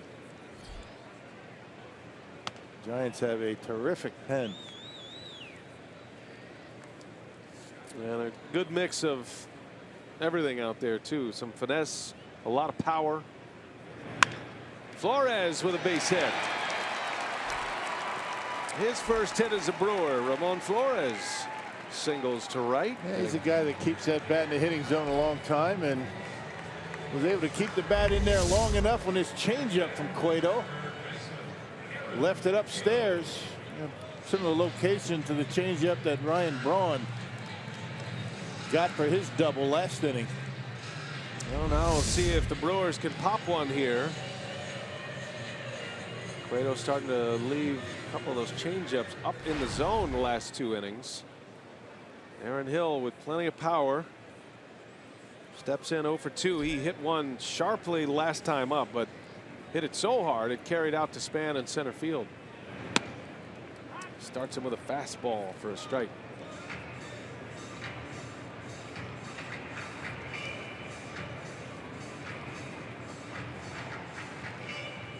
Talking about Aaron Hill opening as the Brewers' everyday third baseman this season, even though he's mostly played at second base.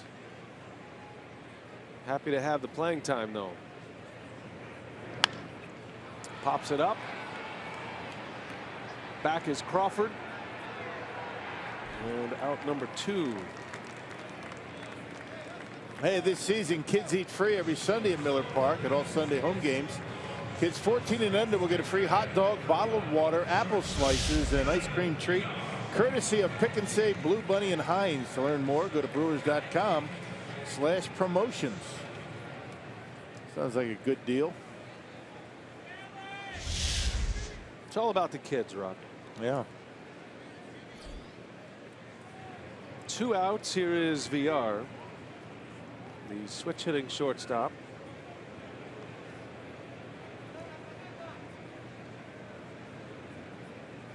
VR just 24 years of age. At one time was one of the top prospects in the Phillies organization.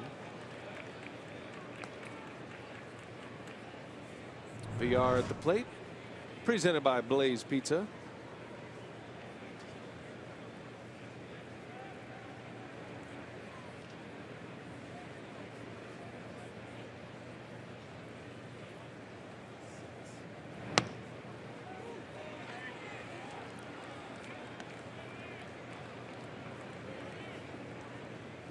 Last year, VR taken over as the Astros shortstop, knowing that Carlos Correa was coming. And it's the same story this year, knowing that Orlando Arcia is on the way at some point. But another guy that can play all around the infield, a shortstop by trade, sure-handed. A bunch of guys the Brewers have that are pretty good infielders, middle infielders. Yadier Rivera, who has yet to appear in a game. He had a great spring. Arcia has very good hands and great ability out short and can hit. Cueto delivers high, 2-1. VR was a minor leaguer when the Phillies traded him to Houston. He was in the Roy Oswalt deal. Remember that trade, Rock? Jay Happ came to Houston from Philadelphia. We were there for his first start as an Astro. Everybody wondering, well, who's this kid VR? And just to show you how it goes, I remember talking to a lot of the Astros personnel. He's the shortstop of the future in Houston. Yeah. And you wonder how aggressive Cueto is going to be here. And I think they might want to force Craig Counsell's hand with Jimmy Nelson on deck. That one right after him. Yeah, 3-2. Cut right through it. I'm sure the Giants would love to see Jimmy Nelson get pinch hit for.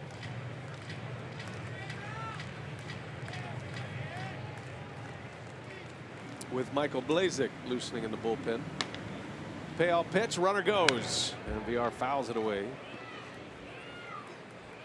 So if you're a Giant position player right now, are you rooting for VR to reach base, or are you rooting for Cueto to get out of the inning? I believe you're rooting for Cueto to get out of the inning. I guess it depends on who's coming up. That's right. Angel Pagan's probably rooting for a walk. Yeah, maybe one more batter. VR fouls it away. Pagan leads off the 8th inning, and he's been tough. Nelson's been tough on Pagan. And Craig Counsell's ready to send out a pinch hitter on the on-deck circle. Colin Walsh.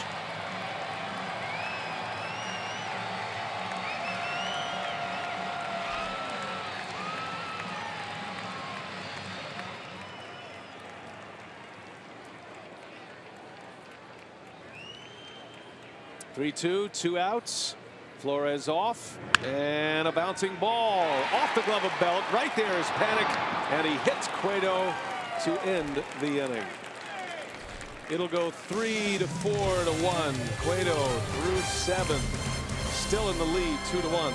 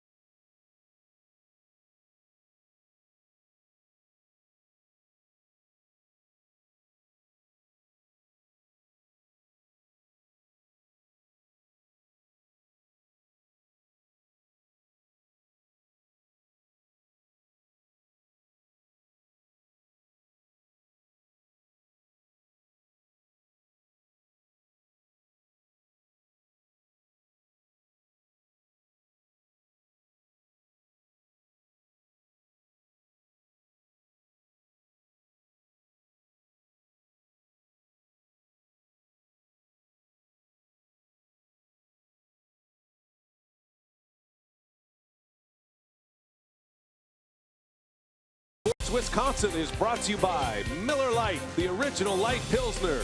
Cheers, it's Miller time. And by the Wisconsin Lottery, reminding you to please play responsibly.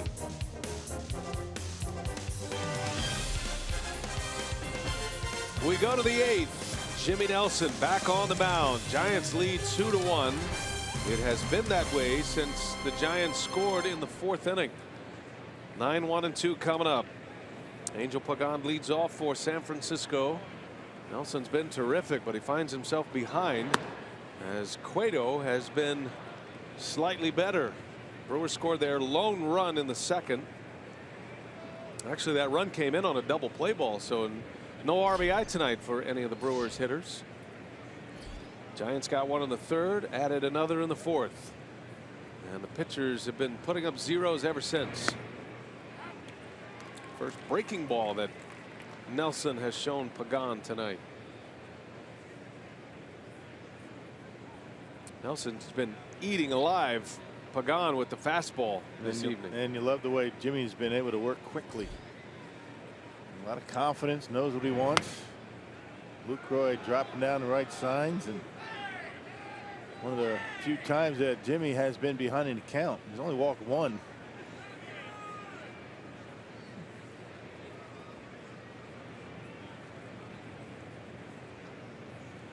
Two balls, one strike. And Pagan hit that one sharply. Dived. Did he get it? Yes, he did. VR lays out. And a beautiful diving catch for the first out. Well, you like him out there at short. He's got good hands, good reactions, angles back, and able to keep it in the glove. Check it out. Angles back and able to get it just before it hits the ground and holds on. Shows the second base umpire. Quinn Walcott, I got it. No problem. Stuck the landing. Excellent play. Then some hard hit balls for both teams. Line drive outs. Top of the order now, Span, who could easily be 3 for 3 tonight. He's hit the ball sharply all 3 times up. Take you back to the dive. Yeah, sinking liner, able to grab it just before it gets to the ground, and Jimmy Nelson, he likes it.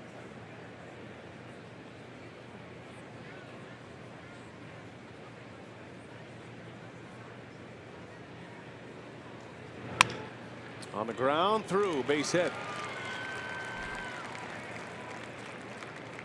And Span, it's probably the worst ball he's hit tonight, but he ends up with his first hit of the evening.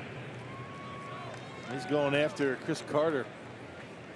Third time he's hit a ball in his direction. Carter went right to the bag on that ground ball. Well, Council's already made the call to the bullpen.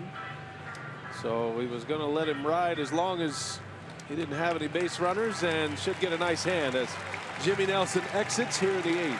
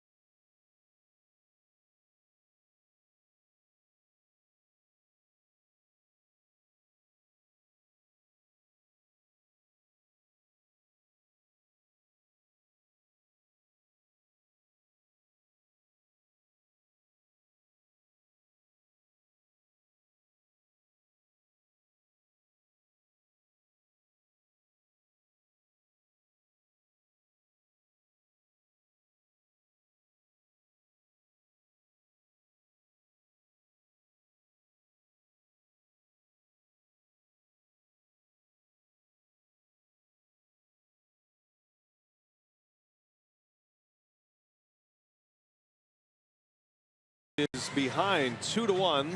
Johnny Cueto, tough customer tonight. Nelson goes 7 1/3, 2 earned runs allowed, and Rock Nelson with 3 punch-outs in this game tonight. Yeah, very impressive. I mean, you have to be impressed with the way he was able to throw today against a very good lineup. A lot of left-handers, able to get in on some hands. Only 3 strikeouts, 2 of them coming in 1 inning, and he had everything working for him today. So hopefully the Brewers are going to be able to get him some runs and get him off the hook here tonight. 7 1/3. Only 5 hits and a couple of runs for Jimmy Nelson. He was able to work himself out of some big trouble tonight a couple of occasions as Michael Blazek takes over. 45 games last year. Was really off to a great season until around mid-August he broke his hand. Had 10 appearances down in spring training. So Blazek Will face Joe Panic. And Span takes off from his knees. Lucroy's throw is late. Denard Span steals second base. Pretty good throw for Lucroy from his knees. You don't see him do that very often. So Span able to get himself into scoring position. A really good jump. You see Lucroy on one knee, and it throws a strike. They picked the right pitch to run on, a breaking ball. Span didn't run much last year with all those injuries, but when he did, he was successful. He was 11 for 11 in stolen base attempts last year. He's at second, and that ball's deep into center field. Flores on the run, and he runs it down. Deep fly ball out, Span to third. And Joe Panic just missed a home run, a fraction of an inch on the bat. Well, that had the sound to it. I thought that might have been out of here, but Flores wasn't playing very deep for Panic, able to go back. He went back a long way to grab that one. High fastball from Blazek out over the plate, and I think Joe Panic thought he hit a homer. You know, his reaction getting out of the box, it had that home run sound, and gets it about midway on that warning track. Good play by Flores. Maybe in a couple of months that will fly out of here, but the cool temperatures keeps it in play. And now the Brewers will walk Buster Posey with a runner at third. Never a bad idea.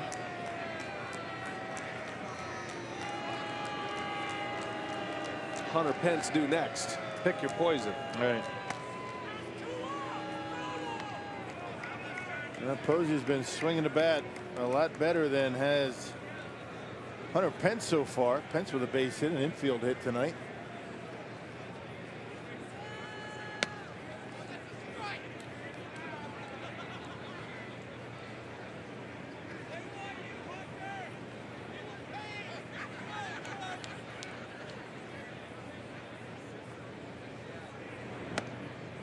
So Posey is aboard, an intentional pass. They'll get a lot of those this year. And now Hunter Pence. Every manager looks at a lineup and makes a decision on which player he is not going to allow to beat him in a particular situation, and typically that's Buster Posey. But it's not a foregone conclusion with this lineup. Yeah, a lot of pretty clutch hitters in this lineup, including the guy at the plate. First and third, 2 outs.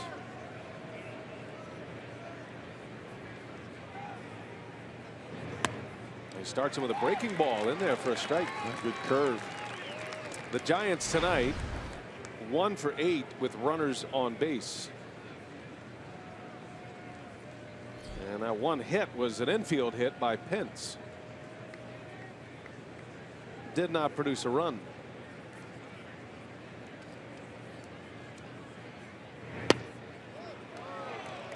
Giants got a home run from Crawford in the third to lead off. Did score a run in the 4th inning, but that came on a fielder's choice ground ball from Duffy. They've had a lot of traffic, but Jimmy Nelson is able to keep him from scoring. Now Blazek, the 1-1, and a swing and a miss, had him out in front. Yeah, good slider. Pence swinging a fastball. Ball just disappeared as he got to home plate. Check this one out. You can see the dot on it, and Pence way out in front ends up taking one handoff. Now what do you throw? The guessing game begins. First and third, 2 outs. Giants batting in the 8th, leading by a run. And he got him. Blazek goes back to the breaking ball. The move pays off. Posey intentionally walked, and Blazek strikes out Pence to end the inning on a nasty slider. Brewers coming up, bottom of the 8th, down a run.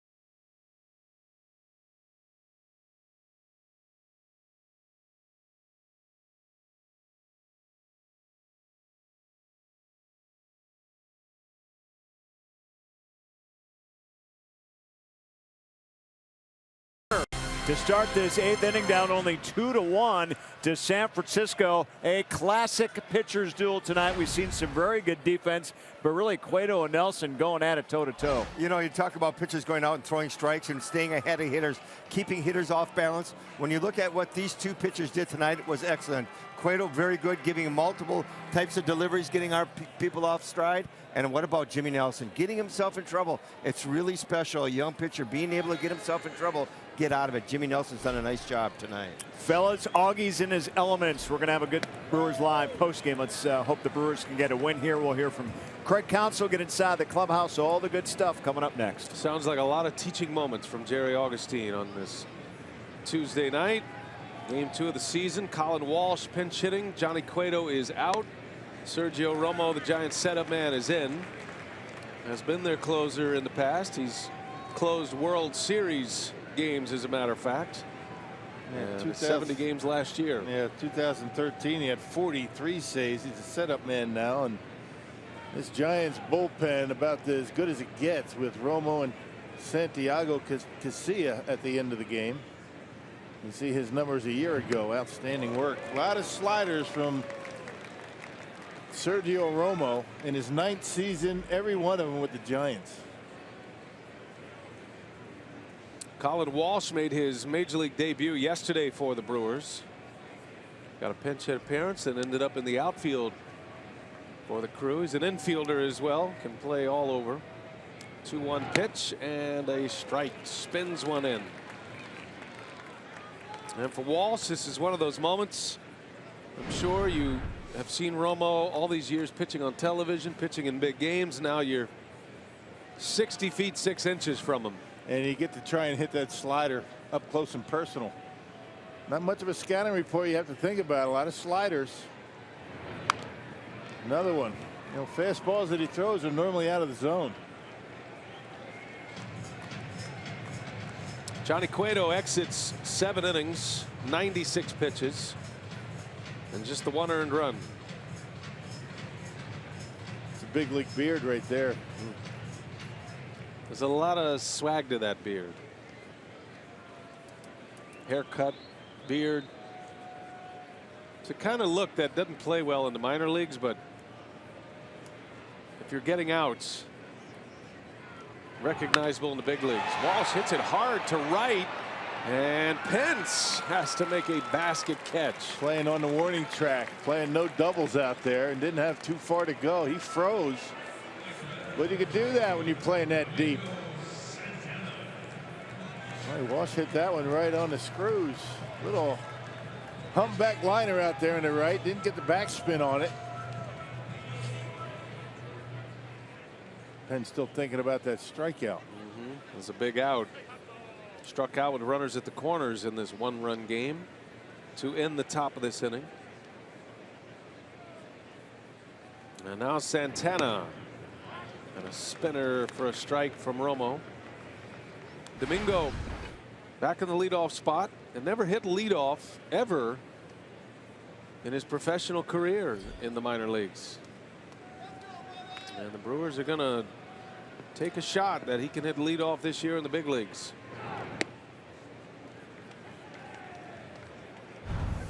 Oh for 3 tonight. Lined out to right in the 6th inning. Hit one hard, but right at Pence.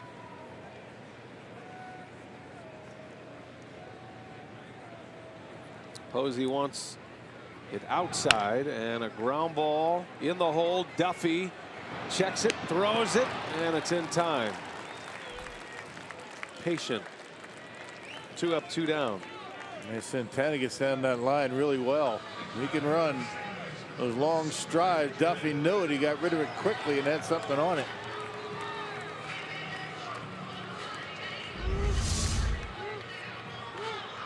You see Duffy angling back, and he's realizing who's running. A lot of guys would have done the spin move, but he kind of makes a pretty good throw off balance and able to get Santana by half a step. If that ends up in Crawford's glove, that's probably an infield hit. Now Scooter Gennett, 2 outs, nobody on.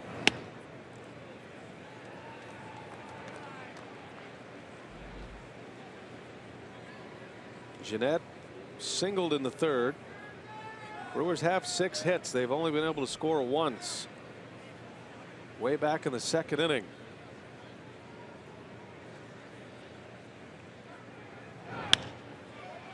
In the air to left, routine for Pagan. And Romo makes it look easy in the 8th. 3 up, 3 down. To the 9th we go. The Giants 2, the Brewers 1.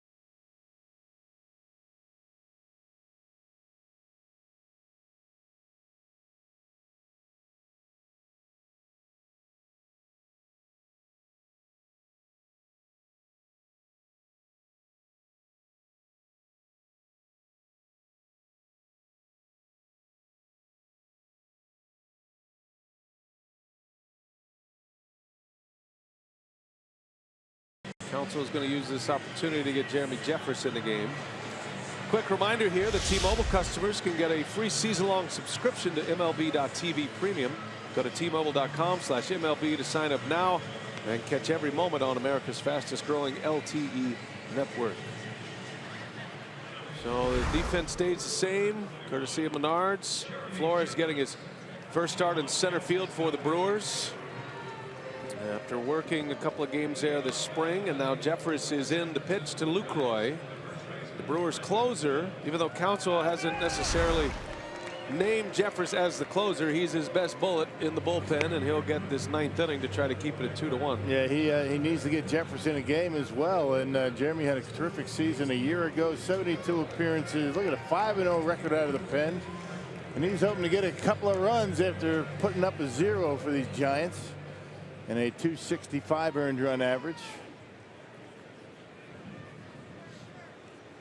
A little more pressure that Jeffress has experienced, I would imagine, now that Will Smith is on the disabled list.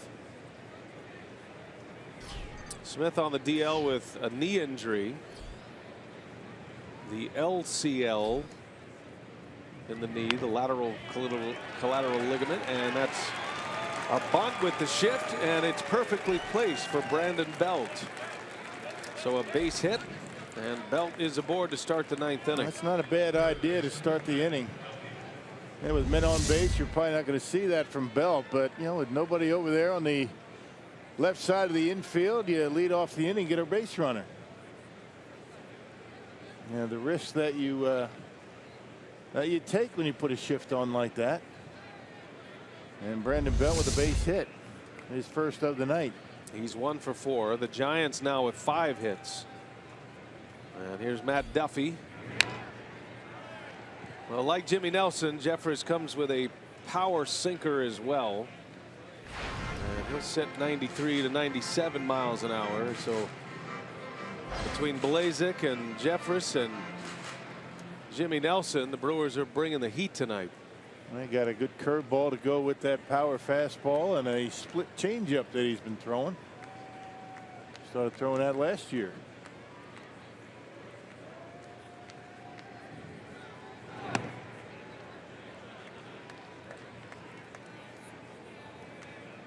Cueto in line for the win. 7 strong innings for the Giants tonight in his San Francisco debut. Romo worked a scoreless 8th. Brewers had Jimmy Nelson, 7 1/3. Blazek got the last 2 outs of the 8th, and now Jefferson. Runner goes. Lucroy's throwing to second. The tag out at second. Brandon Belt cut down, and Lucroy with a strike to Jeanette. That's a head scratcher right there. I mean, Brandon Belt. It might have been a botched hit and run. I'm not sure. Not a very big lead. Not a good jump. And this is easy for Lucroy. Scooter with the tag, and he's out by plenty. Not sure why you're running that situation. Not with Duffy and Crawford coming up. So the bunt single is erased. And Duffy in a 2-1 count into right, slicing, but Santana is there for out number 2. Well, earlier we asked a Carsoup.com trivia. Giants broadcaster Dwayne Kuiper from Wisconsin. We asked you which southeastern Wisconsin high school did he attend. And if you said Racine Case, class of '68, yep, you're the winner. Tell them what they've won, Rock. Where were you in 1968? I was not present. Just a thought. Mike Krukow and Dwayne Kuiper. I think I was in 5th grade. Is that right? And I know that because I was in 6th grade when the Mets won the World Series. The Amazing Mets. I think that's what it was. I might be wrong, but I know I was watching the game in school. They actually brought a TV into the classroom, and we watched the game. Day games are all day games. They didn't have any MLB app back then. No. Just a black and white television. Brandon Crawford and a liner foul. That's what we do, though, as baseball fans. We have all of our memories, and we base all of our milestones based on particular things that happened in the game of baseball. Right.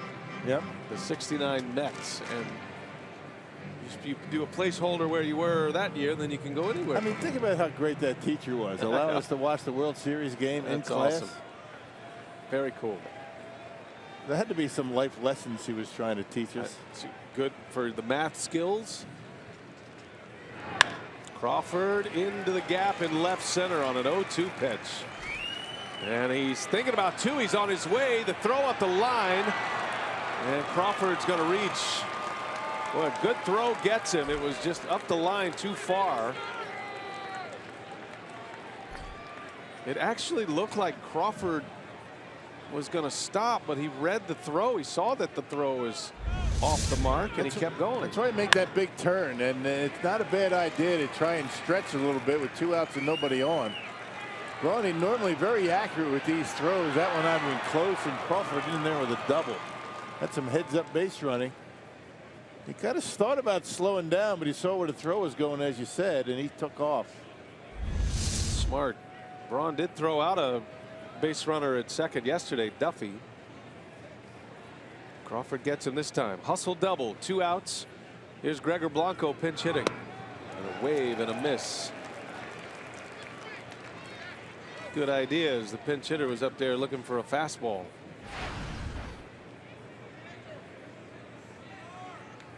Pretty good year last year for Blanco. Hit over 290. Had a base hit yesterday. He got a lot of playing time last year with the injuries, multiple injuries, and trips to the disabled list for Hunter Pence. Pickoff play, no throw from Jeffers. I don't think his heart was in it.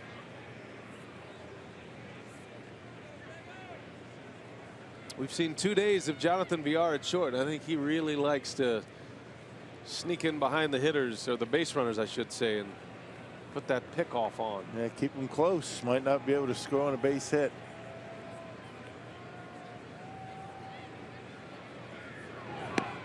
Strike. 0-2. That's the equalizer for Jeffers, the curveball. And now you get him to chase the fastball up. Got the curveball in their head. Put him away with the heater.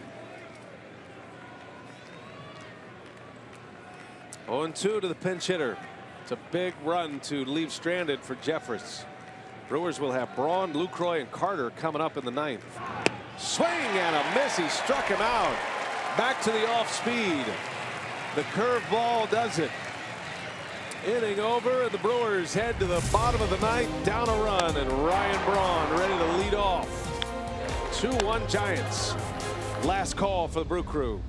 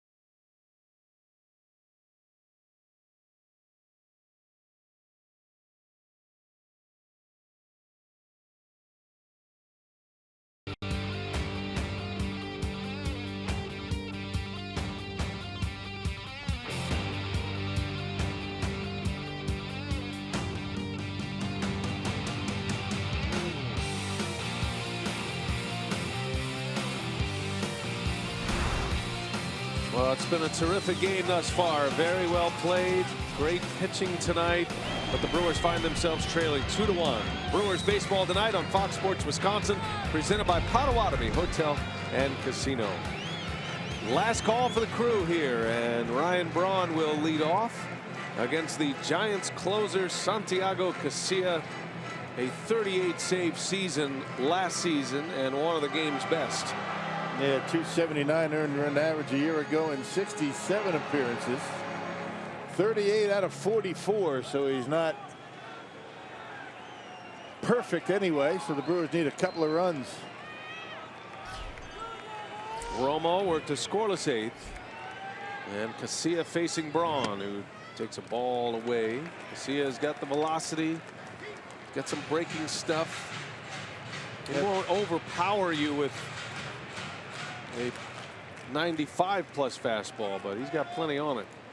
Fastball, slider. He's got a splitter that he'll throw once in a while.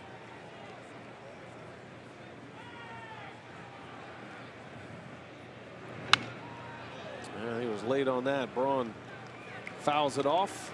Ryan doubled his last time up. He and Cueto had a memorable matchup in the 3rd inning. Ended in a Braun strikeout. That was a key moment for the Brewers and Cueto. The Brewers had 2 on, 1st and 3rd at the time, and a long battle. Cueto finally struck out Braun on a 3-2 changeup, and they exchanged smiles at each other, respect, and then Braun's double was off Cueto in the 6th.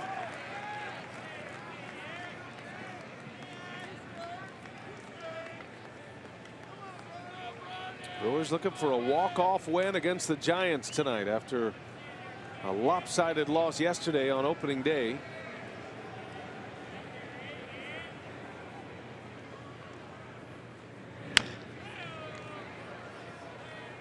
Two and two on Braun. They're throwing a lot of fastballs, and you know he's got all arms and legs coming at you. Hides the ball well, jumps on you quickly. 94 with a fastball from Casilla. He's also got a pretty good curveball. A spike curveball at that. Casilla did give up 6 home runs last year, but saved 38.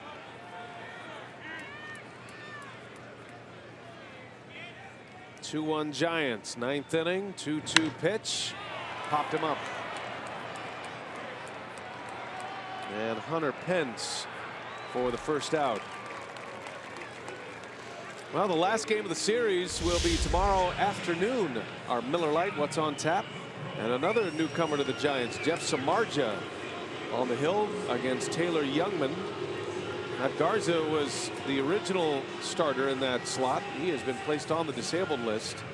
A shoulder injury. He might be on that DL for a while, too. So Youngman gets a call for the final game of the series. Here's Lucroy now with 1 away.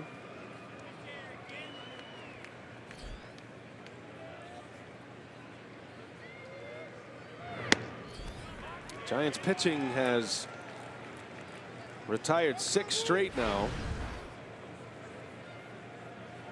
Cueto went 7. Romo a 1-2-3 8th inning, and now Casilla retiring Braun to start the frame. Lucroy has good numbers against Casilla, 4 for 9 career.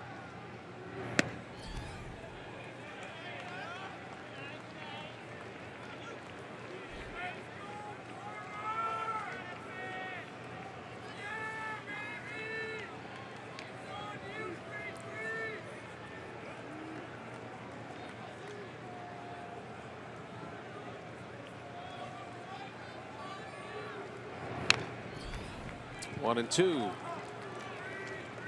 Lucroy indicating he felt like he missed one there. Yeah, he's not messing around. Casilla, he's going with the fastball.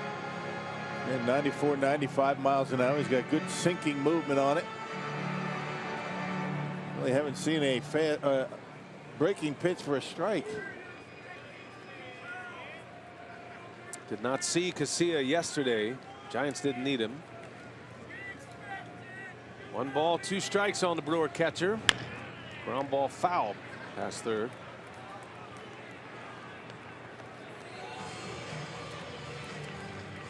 Brewers scored in the 2nd inning, and it was Lucroy who scored the run. Came in on a double play ball, so no RBI awarded to Ramon Flores. And that's been it. Giants have scattered 6 hits.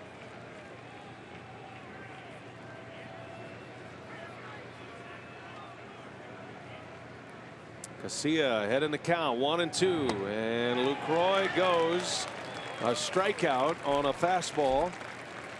2nd out of the inning. Yeah, just one fastball after another, 94, 95 miles an hour, nothing else. And Lucroy trying to check his swing, and a pitch up and in, just couldn't do it. Yep, he went.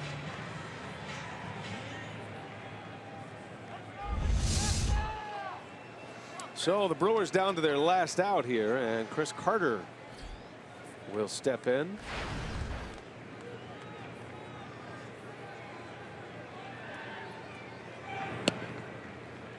There's a breaking ball.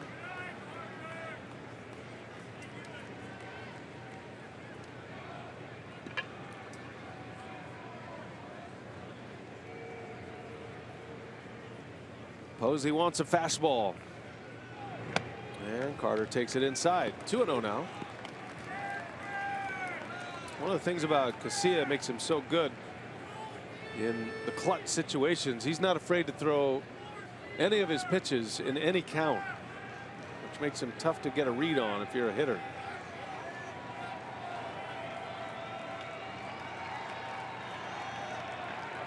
Two and 0 to Carter.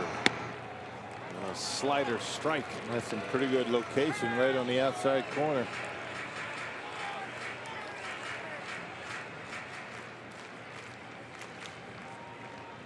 That's what allows him to do this job.